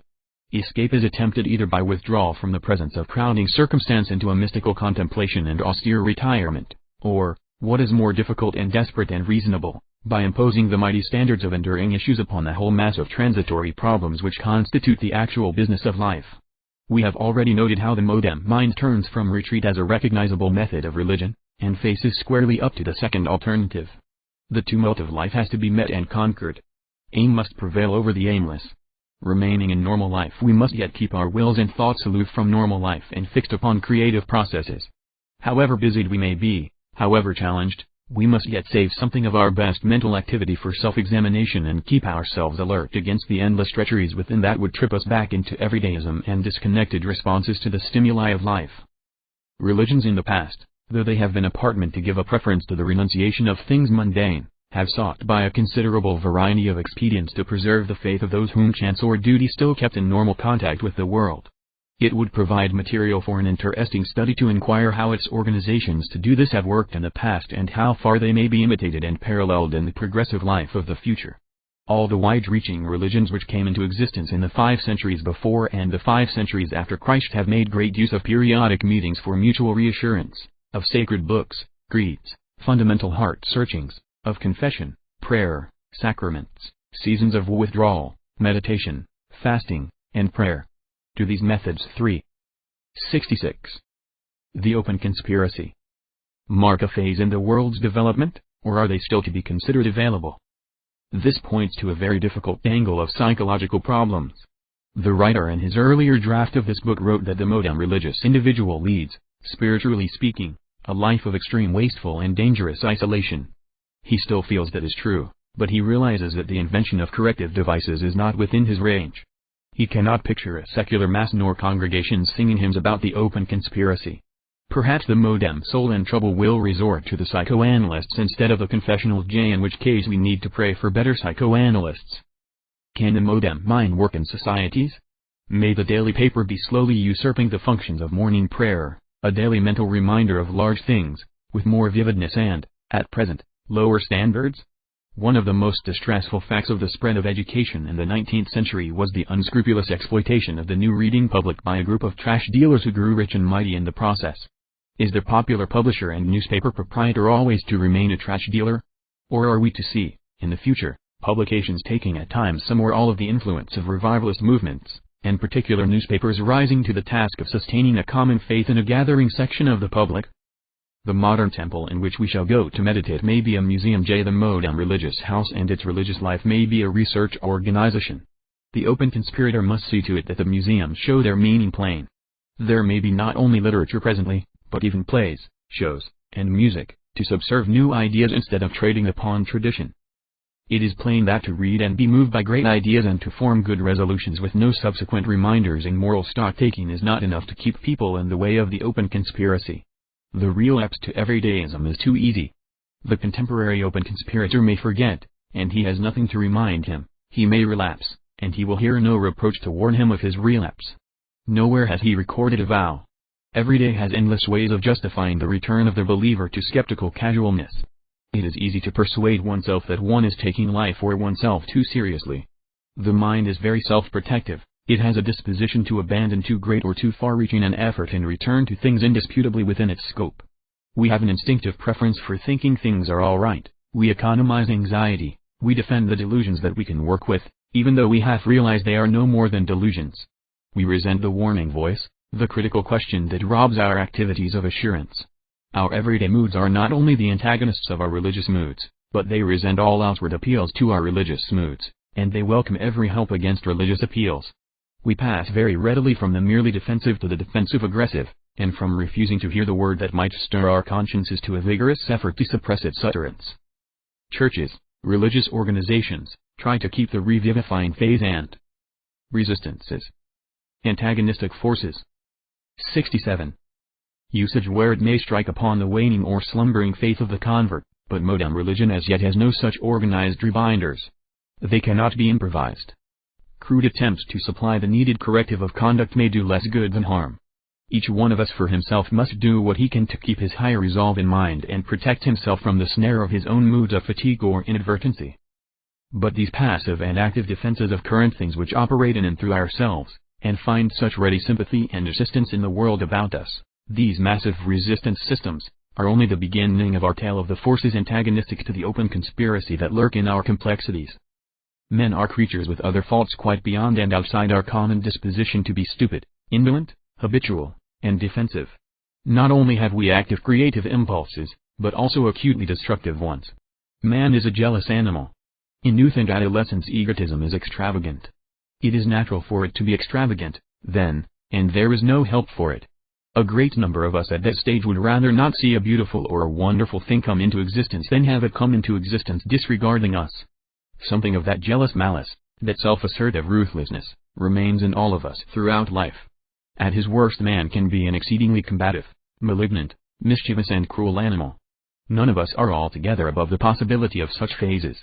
When we consider the oppositions to the open conspiracy that operate in the normal personality, we appreciate the soundness of the catechism which instructs us to renounce not only the trivial world and the heavy flesh, but the active and militant devil. To make is a long and wearisome business, with many arrests and disappointments, but to break gives an instant thrill. We all know something of the delight of the bang. It is well for the open conspirator to ask himself at times how far he is in love with the dream of a world in order, and how far he is driven by hatred of institutions that bore or humiliate him. He may be no more than a revengeful incendiary in the mask of a constructive worker. How safe is he, then, from the reaction to some fresh humiliation? The open conspiracy which is now his refuge and vindication may presently fail to give him the compensation he had sought, may offer him no better than a minor role, may display irritating and incomprehensible preferences. And for a great number of things an overt antagonism to the great aim of the open conspiracy, he will still find within himself not simply acquiescence but sympathy and a genuine if inconsistent admiration. There they are, waiting for his phase of disappointment. Back he may go to the old loves with a new animus against a greater scheme.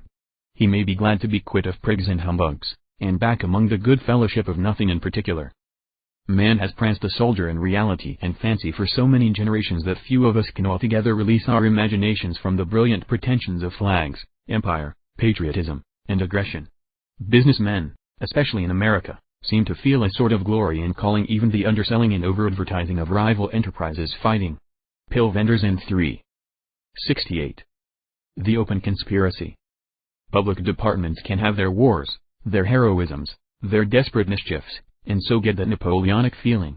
The world and our reveries are full of the sentimentalities, the false glories and loyalties of the old combative traditions, trailing after them, as they do, so much worth and virtue in a dulled and stupefied condition. It is difficult to resist the fine gravity, the high self-respect, the examples of honor and good style in small things, that the military and naval services can present to us, for all that they are now no more than noxious parasites upon the nascent world commonweal. In France not a word may be said against the army, in England, against the navy. There will be many open conspirators at first who will scarcely dare to say that word even to themselves. But all these obsolete values and attitudes with which our minds are cumbered must be cleared out if the new faith is to have free play. We have to clear them out not only from our own minds but from the minds of others who are to become our associates.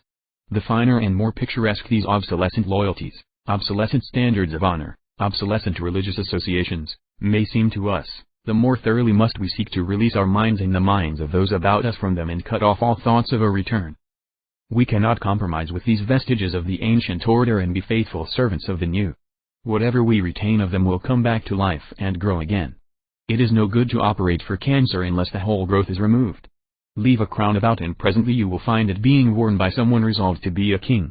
Keep the name and image of a god without a distinct museum label and sooner or later you will discover a worshipper on his knees to it and be lucky not to find a human sacrifice upon the altar. Wave a flag and it will wrap about you. Of yourself even more than of the community is this true, these can be no half measures. You have not yet completed your escape to the open conspiracy from the cities of the plain while it is still possible for you to take a single backward glance. 14. The open conspiracy begins as a movement of discussion, explanation, and propaganda. A new and happier world, a world community, is awakening, within the body of the old order, to the possibility of its emergence. Our phrase, the open conspiracy, is merely a name for that awakening. To begin with, the open conspiracy is necessarily a group of ideas. It is a system of modem ideas which has been growing together in the last quarter of the century, and particularly since the war. It is the reaction of a rapidly progressing biological conception of life and of enlarged historical realizations upon the needs and urgencies of the times. In this book we are attempting to define this system and to give it this provisional name. Essentially at first it is a dissemination of this new ideology that must occur. The statement must be tried over and spread before a widening circle of people. Since the idea of the open conspiracy rests upon and arises out of a synthesis of historical, biological, and sociological realizations, we may look for these realizations already in the case of people with sound knowledge in these fields. Such people will be prepared for acquiescence without any explanatory work, There is nothing to set out to them beyond the suggestion that it is time they became actively conscious of where they stand. They constitute already the open conspiracy in an unorganized solution, and they will not so much adhere as admit to themselves and others their state of mind. They will say, "We knew all that." Directly we pass beyond that comparatively restricted world, however, we find that we have to deal with partial knowledge, with distorted views, or with blank ignorance, and that a revision and extension of historical and biological ideas and a considerable elucidation of economic misconceptions have to be undertaken. Such people have to be brought up to date with their information. I have told already how I have schemed out a group of writings to embody the necessary ideas of the new time in a form adapted to the current reading public. I have made a sort of provisional Bible, so to speak, for some factors at least in the open conspiracy. It is an early sketch. As the current reading public changes, all this work will become obsolescent so far as its present form and method go. But not so far as its substantial method goes. That I believe will remain. Ultimately this developing mass of biological, historical, and economic information and suggestion must be incorporated in general education if the open conspiracy is to come to its own. At present this propaganda has to go on among adolescents and adults because of the backwardness and 70. The open conspiracy. Political conservatism of existing educational organizations. Most real modern education now is done in spite of the schools and to correct the misconceptions established by the schools. But what will begin as adult propaganda must pass into a culture camp to win our educational machinery from reaction and the conservation of outworn ideas and attitudes to the cause of world reconstruction. The open conspiracy itself can never be imprisoned and fixed in the form of an organization, but everywhere open conspirators should be organizing themselves for educational reform. And also within the influence of this comprehensive project there will be all sorts of groupings for study and progressive activity. One can presuppose the formation of groups of friends, of family groups, of students and employees or other sorts of people, meeting and conversing frequently in the course of their normal occupations, who will exchange views and find themselves in agreement upon this idea of a constructive change of the world as the guiding form of human activities. Fundamentally important issues upon which unanimity must be achieved from the outset are: firstly, the entirely provisional nature of all existing governments, and the entirely provisional nature, therefore, of all loyalties associated therewith. Secondly, the supreme importance of population control in human biology and the possibility it affords us of a release from the pressure of the struggle for existence on ourselves, and thirdly, the urgent necessity of protective resistance against the present traditional drift towards war. People who do not grasp the vital significance of these test issues do not really begin to understand the open conspiracy. Groups coming into agreement upon these matters, and upon their general interpretation of history, will be in a position to seek adherents, enlarge themselves, and attempt to establish communication and cooperation with kindred groups for common ends. They can take up a variety of activities to develop a sense and habit of combined action and feel their way to greater enterprises. We have seen already that the open conspiracy must be heterogeneous in origin. Its initial groupings and associations will be of no uniform pattern.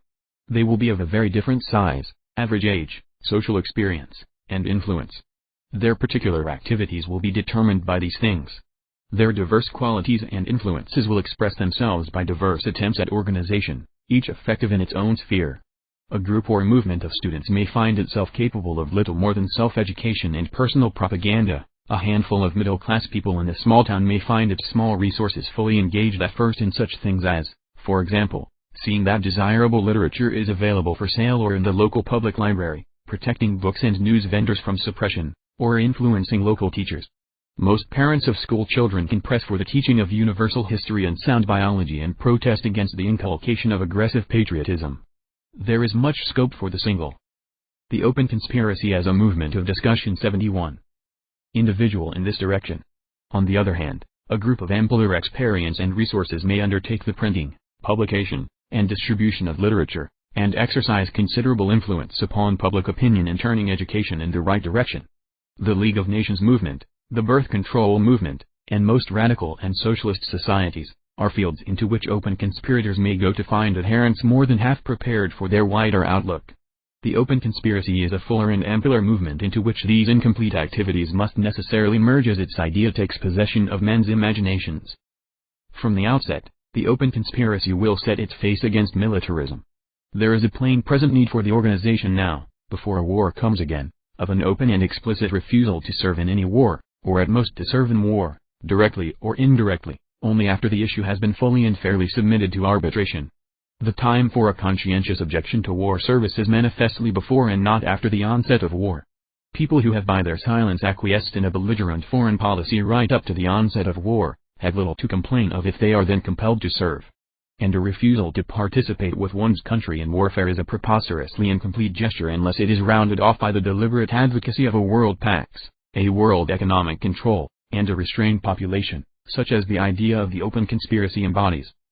The putting upon record of its members' reservation of themselves from any or all of the military obligations that may be thrust upon the country by military and diplomatic effort, might very conceivably be the first considerable overt act of many open conspiracy groups.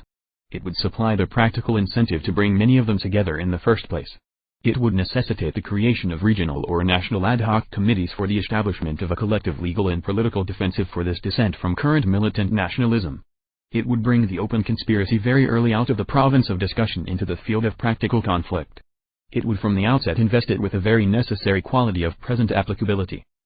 The anticipatory repudiation of military service, so far as this last may be imposed by existing governments in their factitious international rivalries, need not necessarily involve a denial of the need of military action on behalf of the world commonweal for the suppression of nationalist brigandage, nor need it prevent the military training of open conspirators. It is simply the practical form of assertion that the normal militant diplomacy and warfare of the present time are offenses against civilization, processes in the nature of brigandage, sedition, and civil war, and that serious men cannot be expected to play anything but a role of disapproval, non-participation, or active prevention towards them. Our loyalty to our current government, we would intimate, is subject to its sane and adult behavior.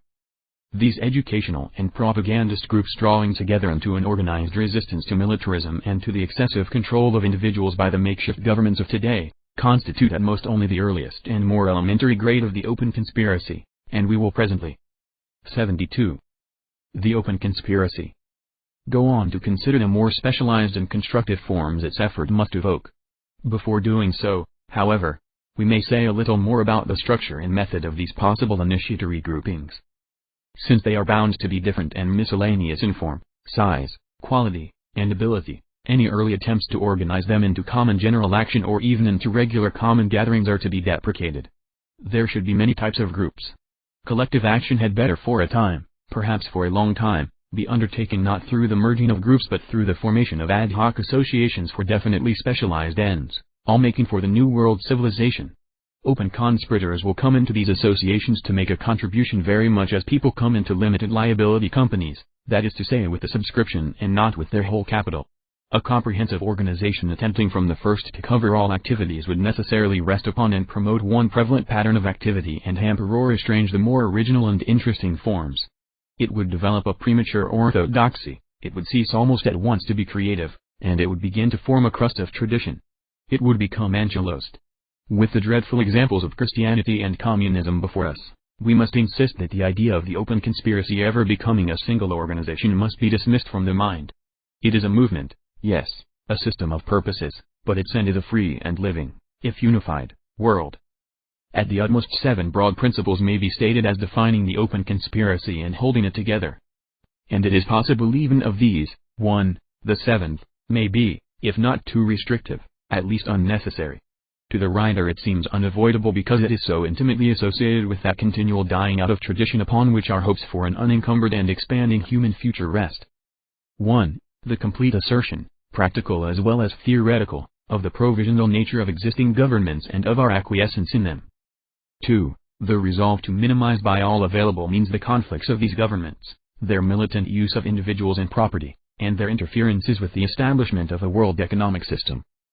3. The determination to replace private, local or national ownership of at least credit, transport, and staple production by a responsible world directorate serving the common ends of the race.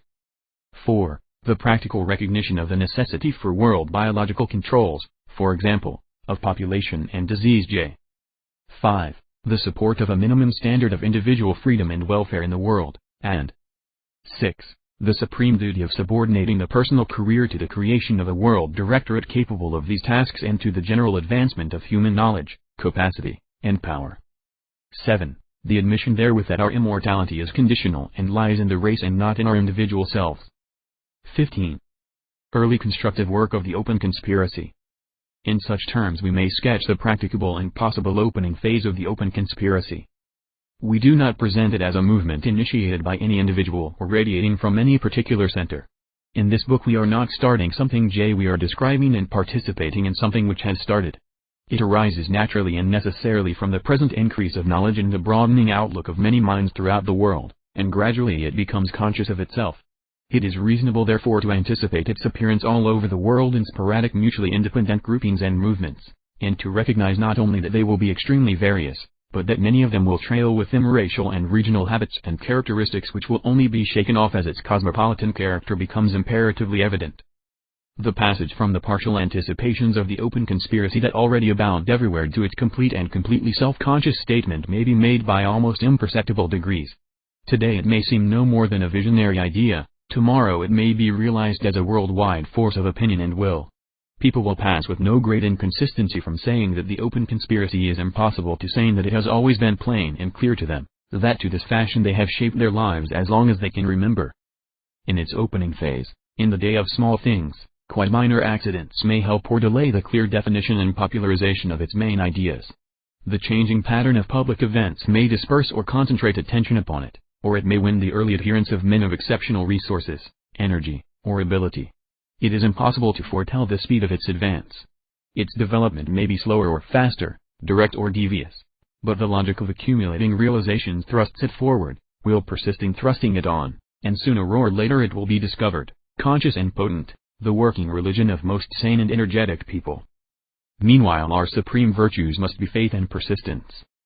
So far we have considered only two of the main activities of the open conspiracy, the one being its propaganda of confidence in the possible world commonweal, and the other its immediate practical attempt to systematize resistance to militant and competitive imperialism and nationalism. But such things are merely its groundwork undertakings, they do no more than clear the site and make the atmosphere possible for its organized constructive efforts. 73. 74. The open conspiracy.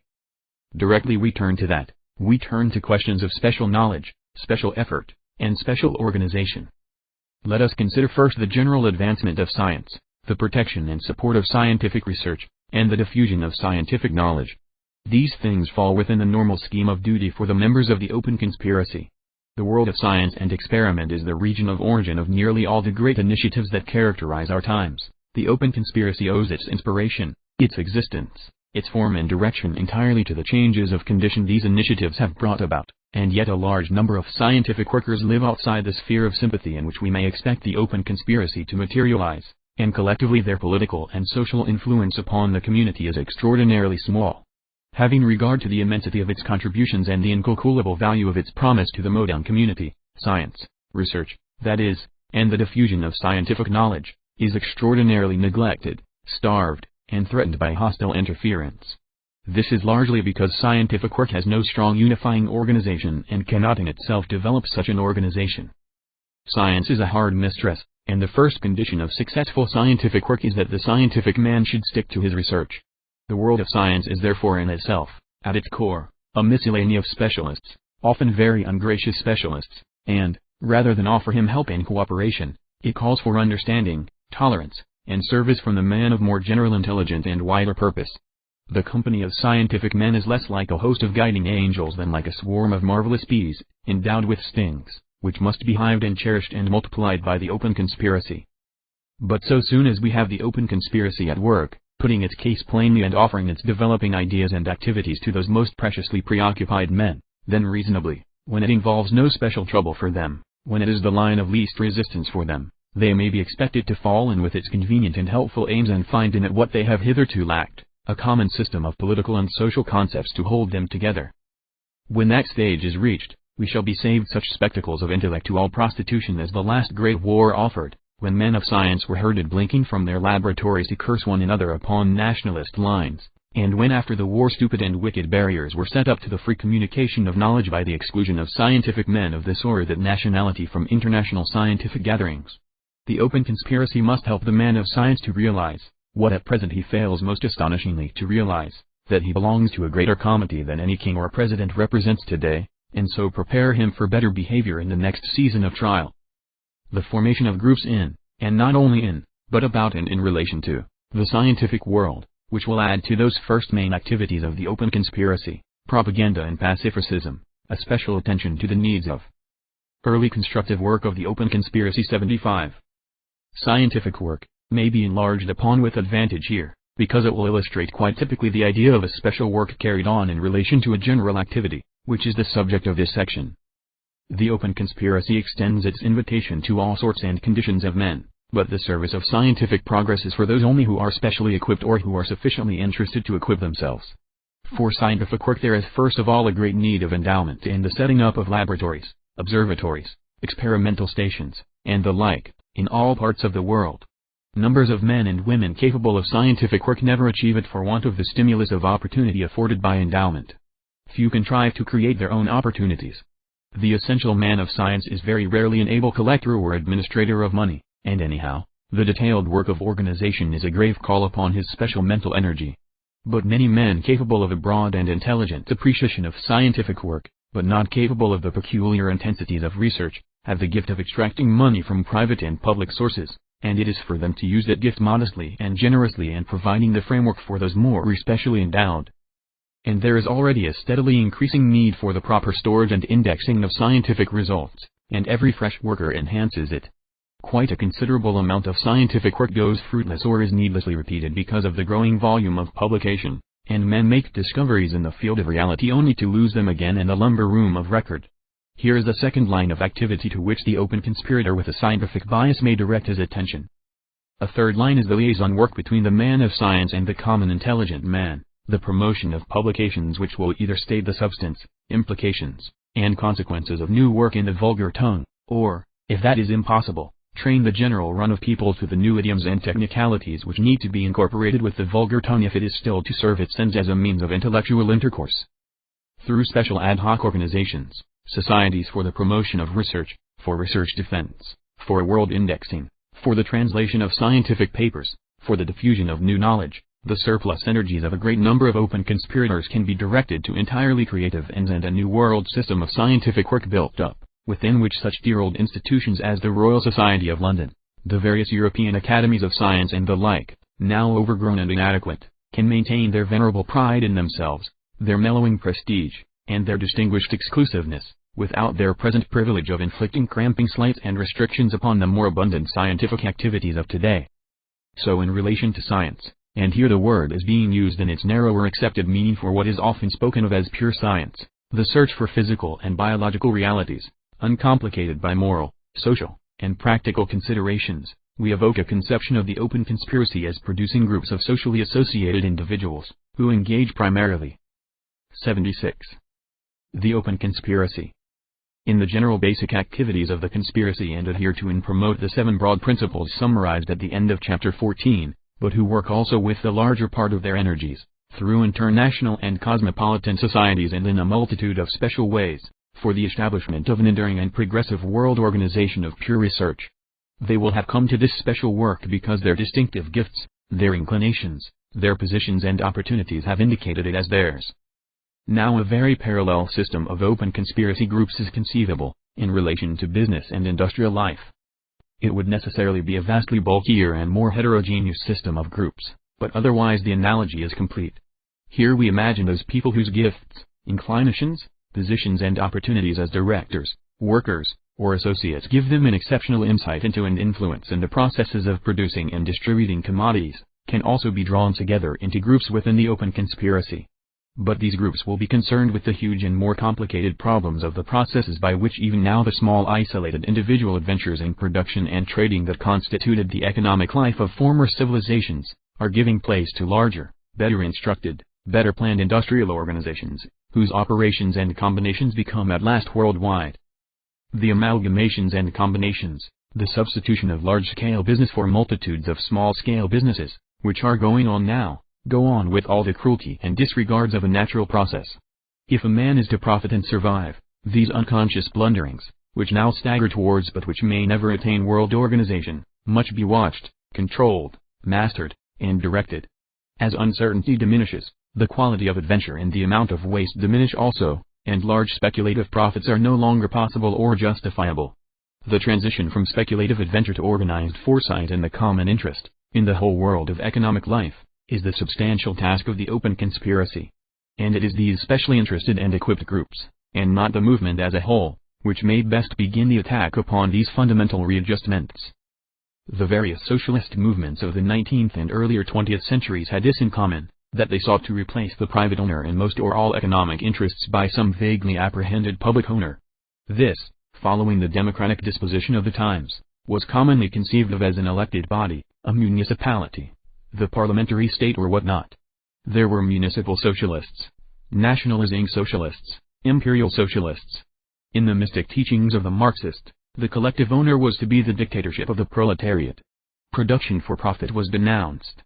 The contemporary mind realizes the evils of production for profit and of the indiscriminate scrambling of private ownership more fully than ever before, but it has a completer realization and a certain accumulation of experience in the difficulties of organizing that larger ownership we desire. Private ownership may not be altogether. Early constructive work of the Open Conspiracy 77. Evil as a provisional stage, even if it has no more in its favor than the ability to transcend political boundaries. Moreover, and here again the democratic prepossessions of the 19th century come in, the socialist movement sought to make every single adherent a reformer and a propagandist of economic methods. In order to do so, it was necessary to simplify economic processes to the crudity of nursery toys, and the intricate interplay of will and desire in enterprise, normal employment, and direction, in questions of ownership, wages, credit, and money, was reduced to a childish fable of surplus value wickedly appropriated. The open conspiracy is not so much a socialism as a more comprehensive offspring which has eaten and assimilated whatever was digestible of its socialist forebears. It turns to biology for guidance towards the regulation of quantity and a controlled distribution of the human population of the world, and it judges all the subsidiary aspects of property and pay by the criterion of most efficient production and distribution in relation to the indications thus obtained.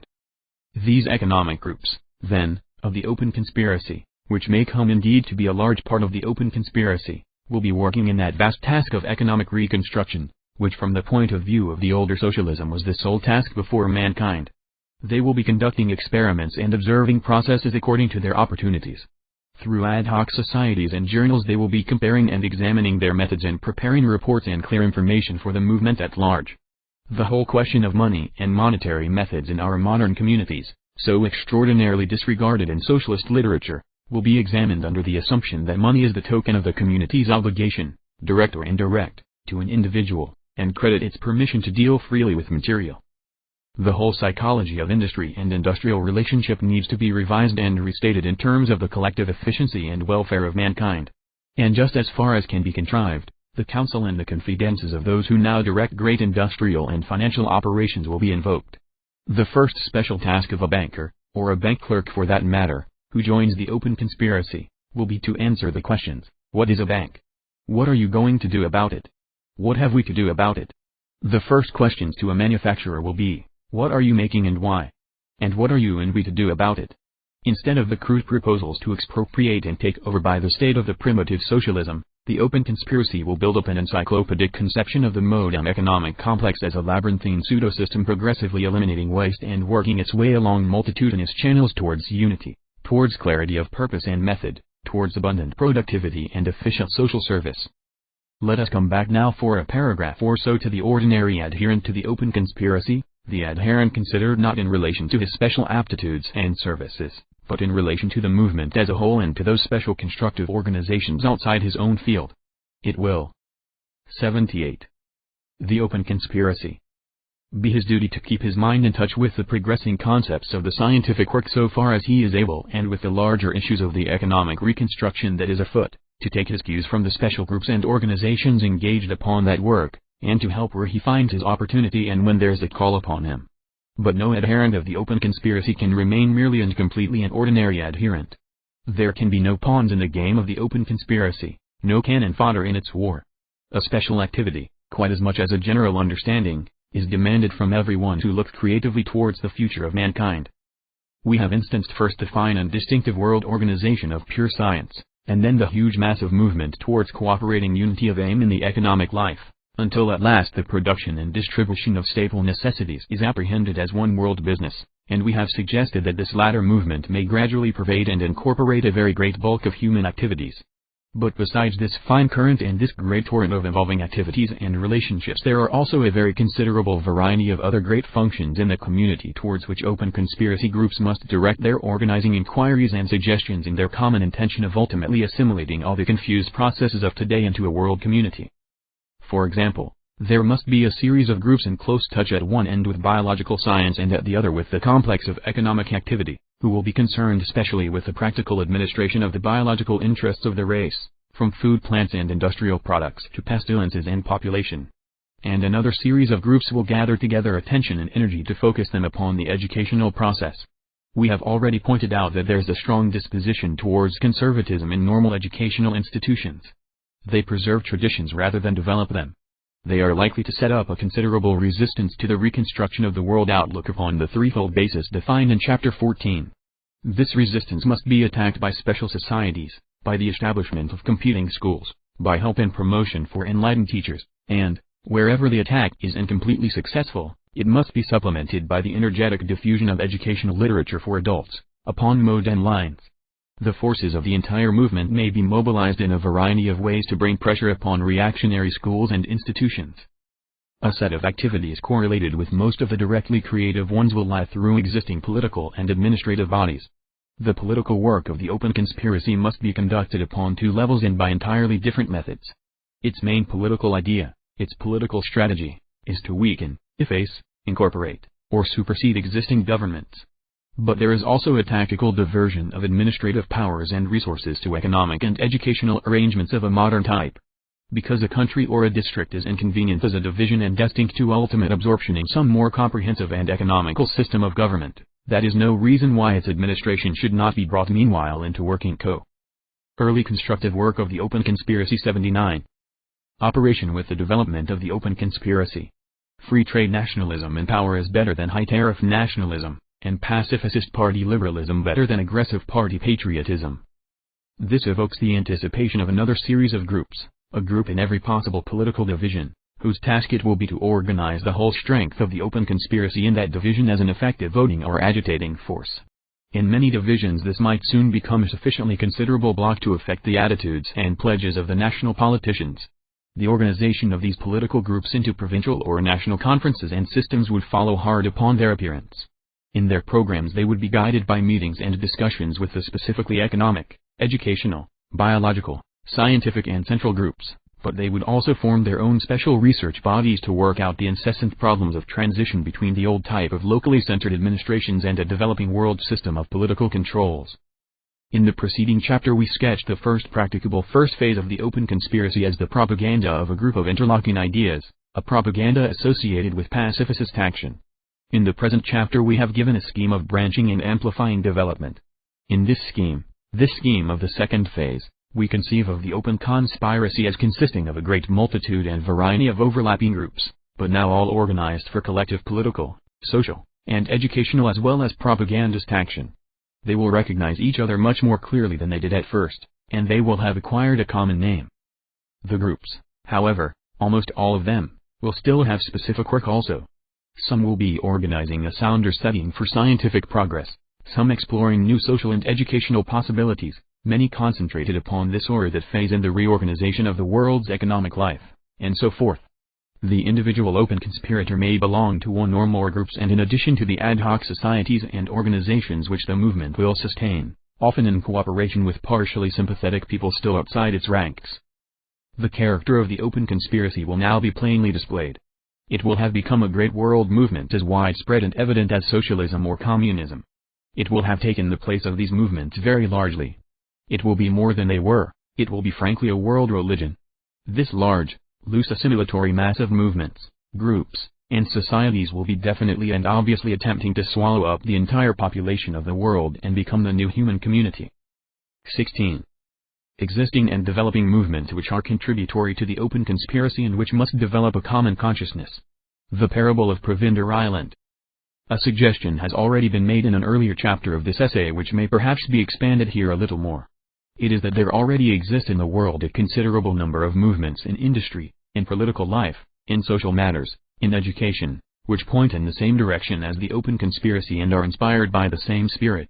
It will be interesting to discuss how far some of these movements may not become confluent with others and by a mere process of logical completion identify themselves consciously with the open conspiracy in its entirety.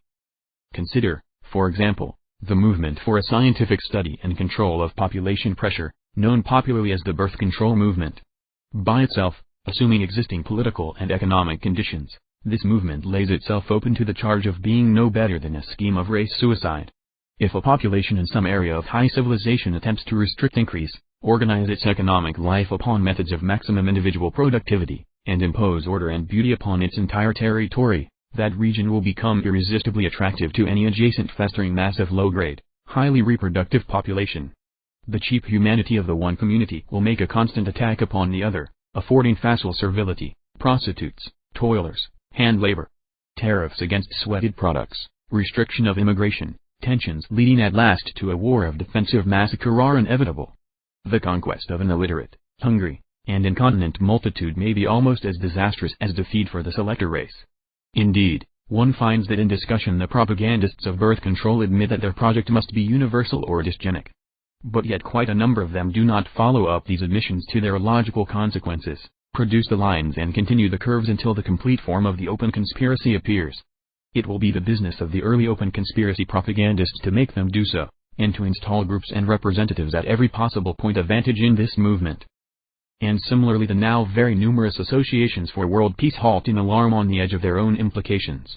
World peace remains a vast aspiration until there is some substitute for the present competition of states for markets and raw material, and some restraint upon population. Existing and developing movements AUDI. Pressure. League of Nations societies and all forms of pacifist organization are either futile or insincere until they come into fine with the complementary propositions of the open conspiracy. The various socialist movements again are partial projects professing at present to be self-sufficient schemes. Most of them involve a pretense that national and political forces are intangible phantoms, and that the primary issue of population pressure can be ignored. They produce one woolly scheme after another for transferring the property in this, that, or the other economic plant and interest from bodies of shareholders and company promoters to gangs of politicians or syndicates of workers, to be steered to efficiency, it would seem, by pillars of cloud by day and pillars of fire by night.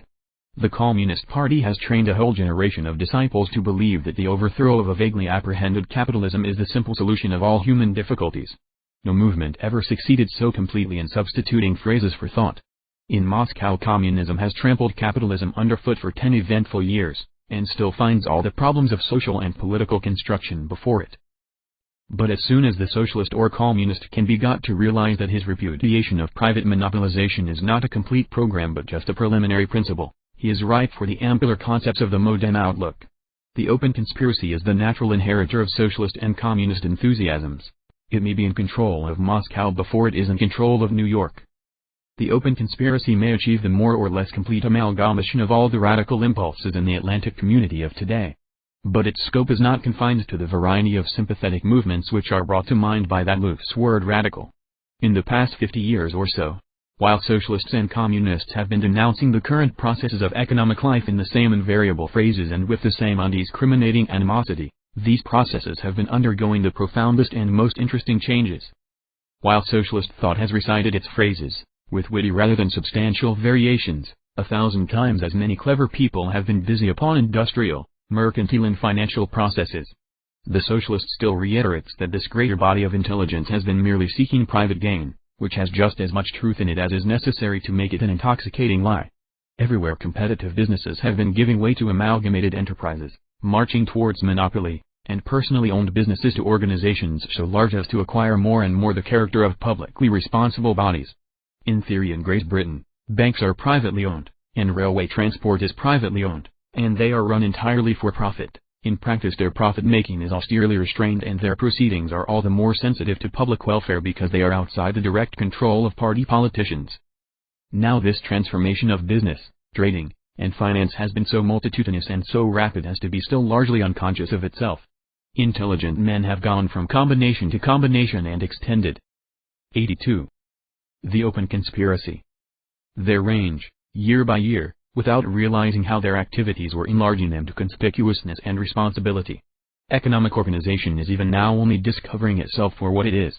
It has accepted incompatible existing institutions to its own great injury. It has been patriotic and broken its shins against the tariff walls its patriotism has raised to hamper its own movements. It has been imperial and found itself taxed to the limits of its endurance, controlled by antiquated military and naval experts, and crippled altogether.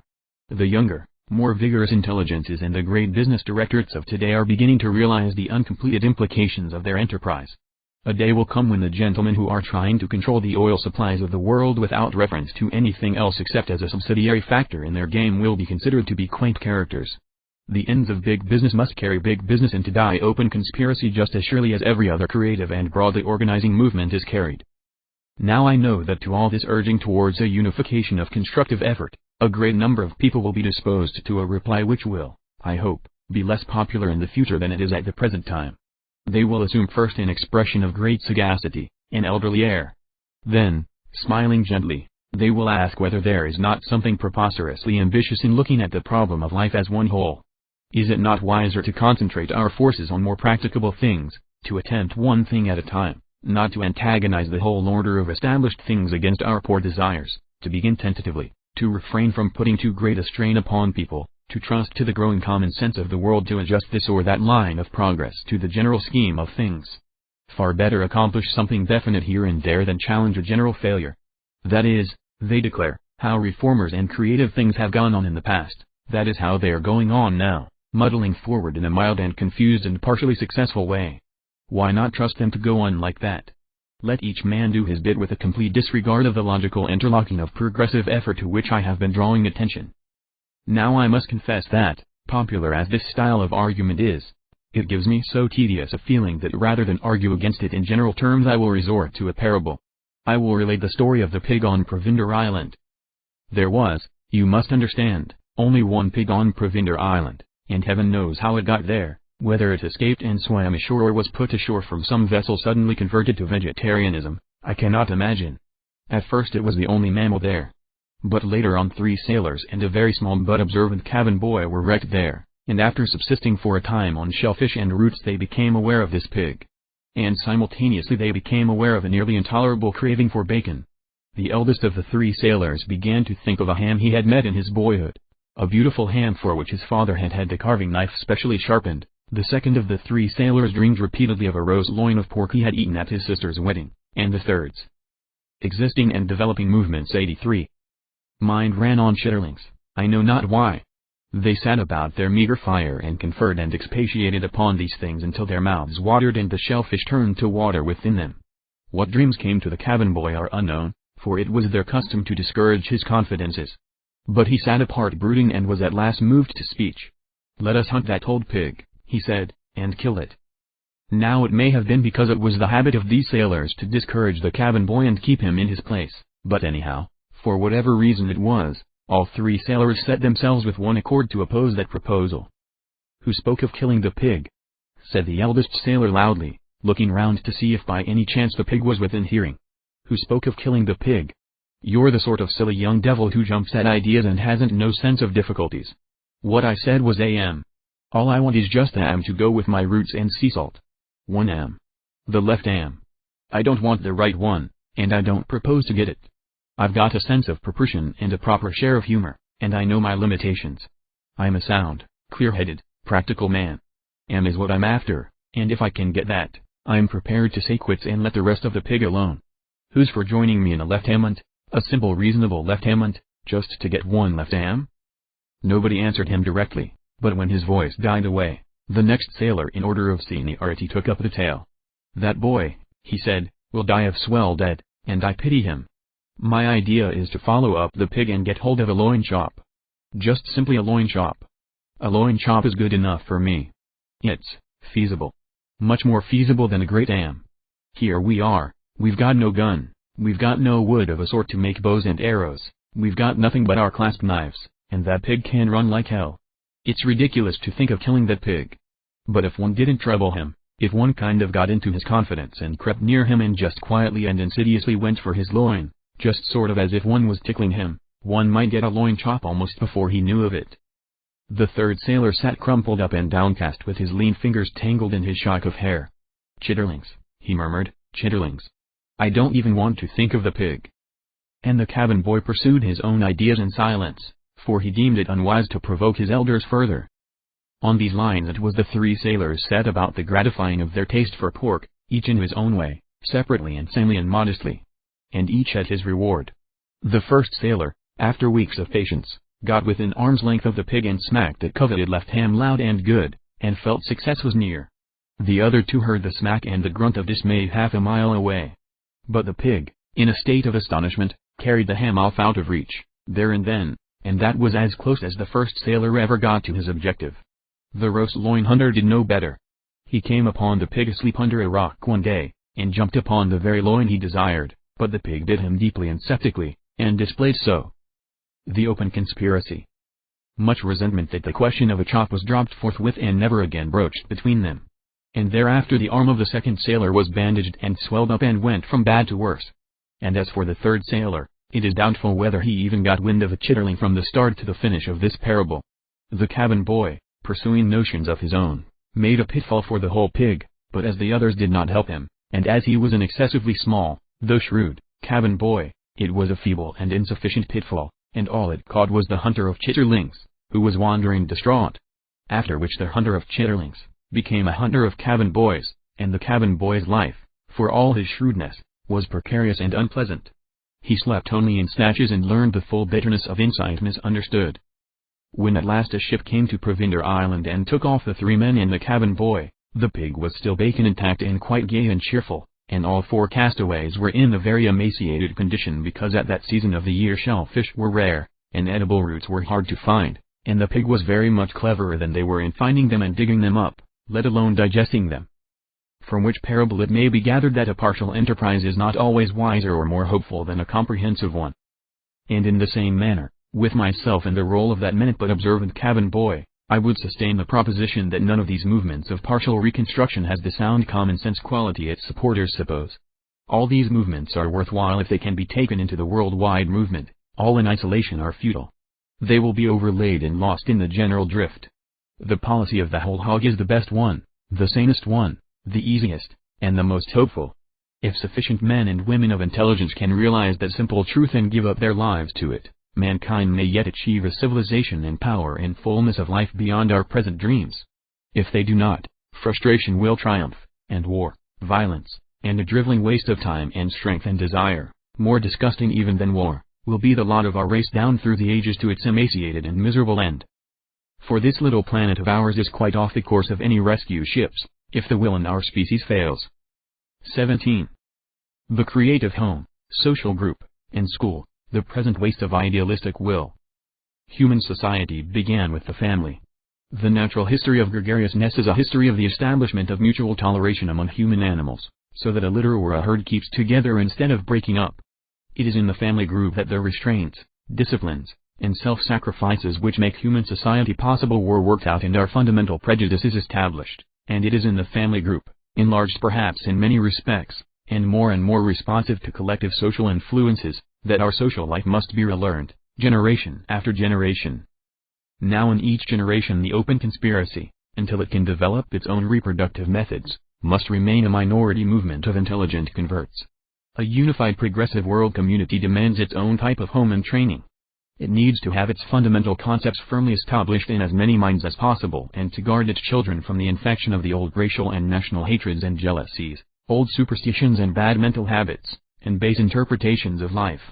From its outset the open conspiracy will be setting itself to influence the existing educational machinery, but for a long time it will find itself confronted in school and college by powerful religious and political authorities determined to set back the children at the point or even behind the point from which their parents made their escape. At best, the liberalism of the state-controlled schools will be a compromise. Originally schools and colleges were transmitters of tradition and conservative forces. So they remain in essence to this day.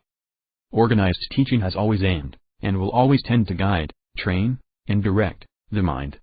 The problem of reconstructing education so as to make it a releasing instead of a binding process has still to be solved.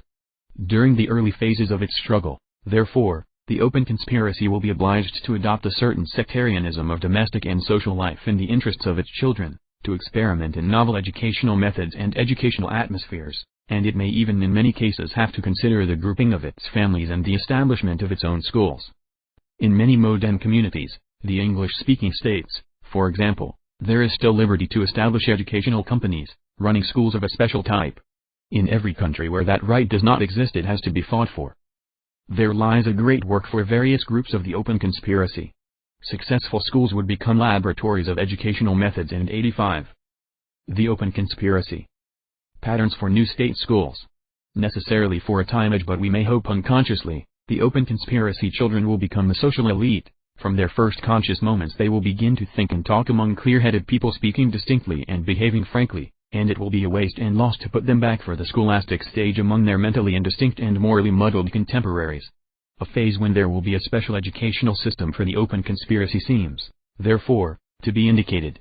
Its children will learn to speak, draw, think, compute lucidly and subtly, and into their vigorous minds they will take the broad concepts of history, biology, and mechanical progress, the basis of the new world, naturally and easily.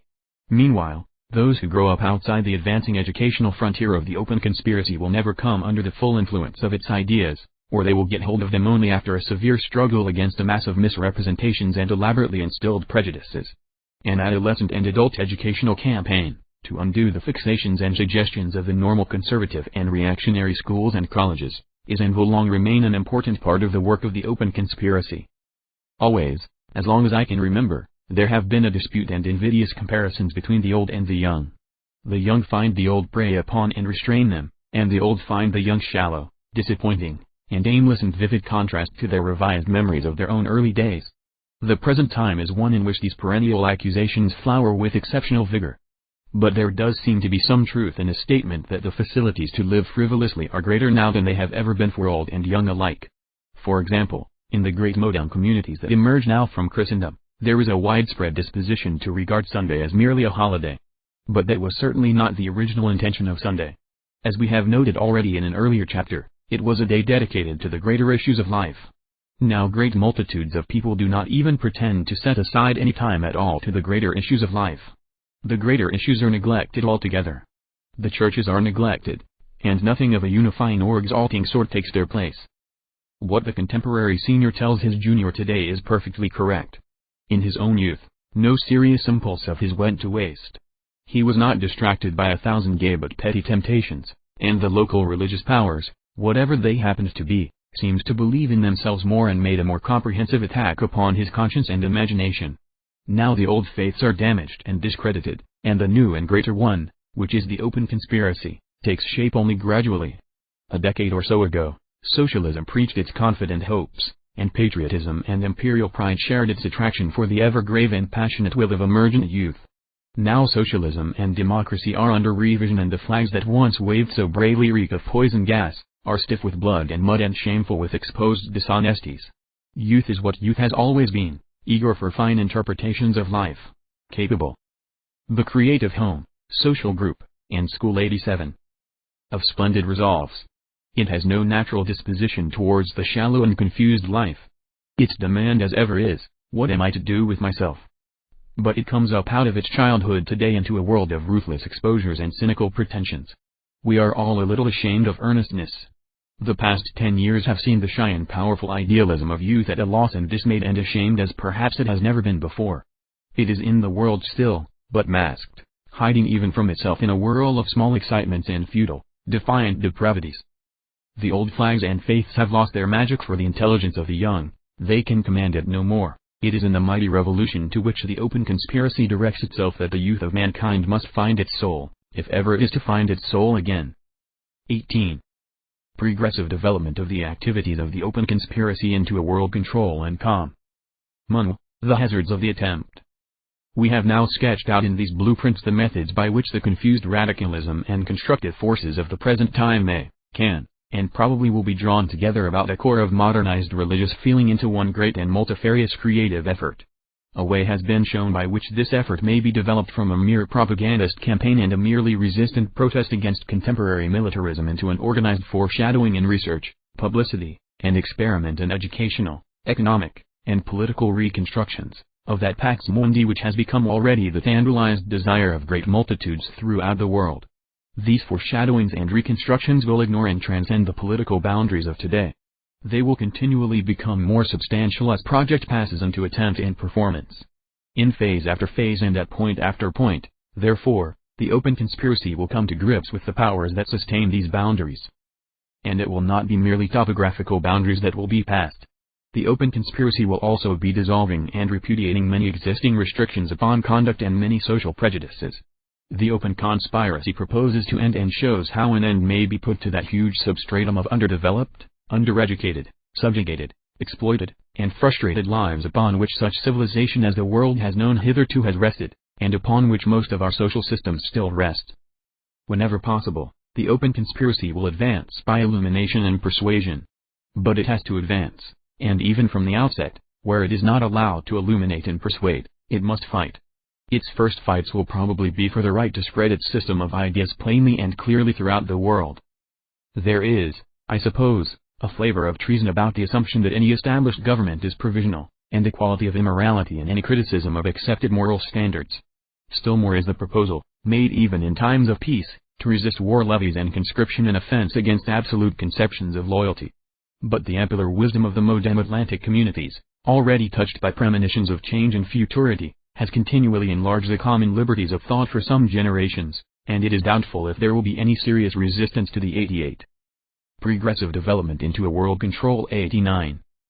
Dissemination of these views and the early organization of the open conspiracy in any of the English-speaking communities or throughout the British Empire, in the Scandinavian countries, or in such liberal-minded countries as Holland, Switzerland, Republican Germany or France. France, in the hasty years after the war, submitted to some repressive legislation against the discussion of birth control or hostile criticism of the militarist attitude, but such a check upon mental freedom is altogether contrary to the clear and open quality of the French mind. In practice it has already been effectively repudiated by such writers as Victor Margaret, and it is unlikely that there will be any effective suppression of the opening phases of the open conspiracy in France. This gives us a large portion of the existing civilized world in which men's minds may be readjusted to the idea that their existing governments are in the position of trustees for the greater government of the coming age. Throughout these communities it is conceivable that the structural lines of the world community may be materialized and established with only minor struggles, local boycotts, vigorous public controversies, normal legislative obstruction, social pressure, and overt political activities. Police, jail, expulsions, and so forth, let alone outlawry and warfare, may scarcely be brought into this struggle upon the high civilized level of the Atlantic communities. But where they are brought in, the open conspiracy, to the best of its ability and the full extent of its resources, must become a fighting force and organize itself upon resistant lines. Non-resistance. The restriction of activities to moral suasion is no part of the program of the open conspiracy. In the face of unscrupulous opposition, creative ideas must become aggressive, must define their enemies and attack them. By its own organizations or through the police and military strength of governments amenable to its ideas, the movement is bound to find itself fighting for open roads, open frontiers, freedom of speech, and the realities of peace in regions of oppression. The open conspiracy rests upon a disrespect for nationality, and there is no reason why it should tolerate noxious or obstructive governments because they hold their own in this or that patch of human territory. It lies within the power of the Atlantic communities to impose peace upon the world and secure unimpeded movement and free speech from end to end of the earth. This is a fact on which the open conspiracy must insist. The English-speaking states, France, Germany, Holland, Switzerland, the Scandinavian countries, and Russia, given only a not very extravagant frankness of understanding between them, and a common disposition towards the ideas of the open conspiracy, could cease to arm against each other and still exert enough strength to impose disarmament and a respect for human freedom in every corner of the planet. It is fantastic pedantry to wait for all the world to accede before all the world is pacified and policed. The most inconsistent factor in the liberal and radical thought of today is its prejudice against the interference of highly developed modern states in the affairs of less stable and less advanced regions. This is denounced as imperialism, and regarded as criminal. It may have assumed. 90. The open conspiracy.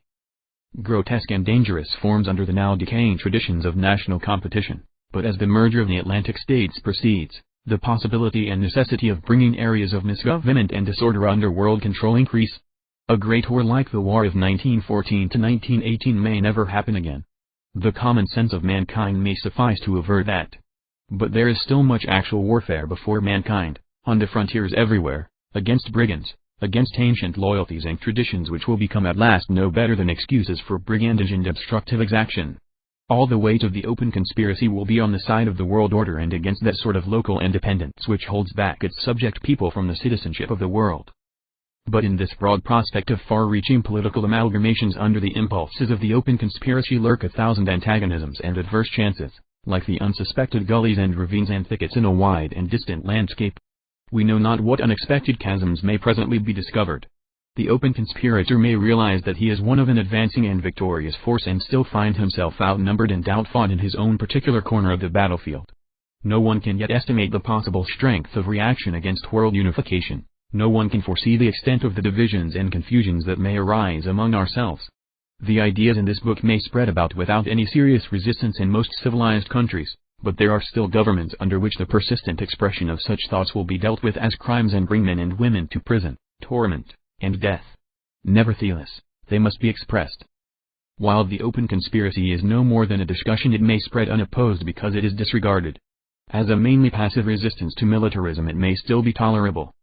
But as its knowledge and experience accumulate and its organization becomes more effective and aggressive, as it begins to lay hands upon education, upon social habits, upon business developments, as it proceeds to take over the organization of the community, it will marshal not only its own forces but its enemies. A complex of interests will find themselves restrained and threatened by it, and it may easily evoke that most dangerous of human mass feelings, fear. In ways quite unpredictable it may raise a storm against itself beyond all our present imaginings. Our conception of an almost bloodless domination of the Atlantic communities may be merely the confident dream of a thinker whose thoughts have yet to be squarely challenged. We are not even sure of the common peace. Across the path of mankind the storm of another great war may break, bringing with it for a time more brutal repressions and vaster injuries even than its predecessor. The scaffoldings and worksheds of the open conspiracy may fare violently in that tornado. The restoration of progress may seem an almost hopeless struggle. It is no part of modern religion to incur needless hardship or go out of the way to seek martyrdom. If we can do our work easily and happily, so it should be done. But the work is not to be shirked because it cannot be. Progressive development into a world control 91. Done easily and happily. The vision of a world at peace and liberated for an unending growth of knowledge and power is worth every danger of the way.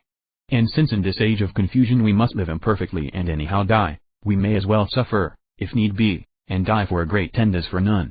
Never has the translation of vision into realities been easy since the beginning of human effort.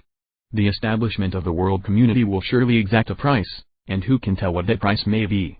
In toil, suffering, and blood. 19. Human life in the coming world community.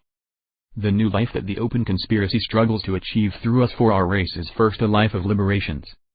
The oppression of incessant toil can surely be lifted from everyone, and the miseries due to a great multitude of infections and disorders of nutrition and growth cease to be a part of human experience. Few people are perfectly healthy nowadays except for brief periods of happiness, but the elation of physical well-being will someday be the common lot of mankind. And not only from natural evils will man be largely free. He will not be left with his soul tangled, haunted by monstrous and irrational fears and a prey to malicious impulse. From his birth he will breathe sweetness and generosity and use his mind and hands cleanly and exactly. He will feel better, will better, think better, see, taste, and hear better than men do now. His undersoul will no longer be a mutinous cavern of ill-treated suppressions and of impulses repressed without understanding. All these releases are plainly possible for him. They pass out of his tormented desire now, they elude and mock him, because chance, confusion, and squalor rule his life. All the gifts of destiny are overlaid and lost to him. He must still suspect and fear. Not one of us is yet as clear and free and happy within himself as most men will someday be. Before mankind lies the prospect not only of health but of magnanimity. Within the peace and freedom that the open conspiracy is winning for us, all these good things that escape us now may be ensured. A graver humanity, stronger, more lovely, longer lived, will learn and develop the ever-enlarging possibilities of its destiny. For the first time, the full beauty of this world will be revealed to its unhurried eyes. Its thoughts will be to our thoughts as the thoughts of a man to the troubled mental experimenting of a child. And all the best of us will be living on in the Tampular life, as the child, and the things it tried and learnt still live in the man. When we were children, we could not think or feel as we think and feel today, but today we can peer back and still recall something of the ignorances and guesses and wild hopes of these nigh-forgotten years. And so mankind, ourselves still living, but dispersed and reconstructed again in the future, will recall with affection and understanding the desperate wishes and troubled efforts of our present state. How far can we anticipate the habitations and ways, the usages and adventures, the mighty employments, the ever-increasing knowledge and power of the days to come?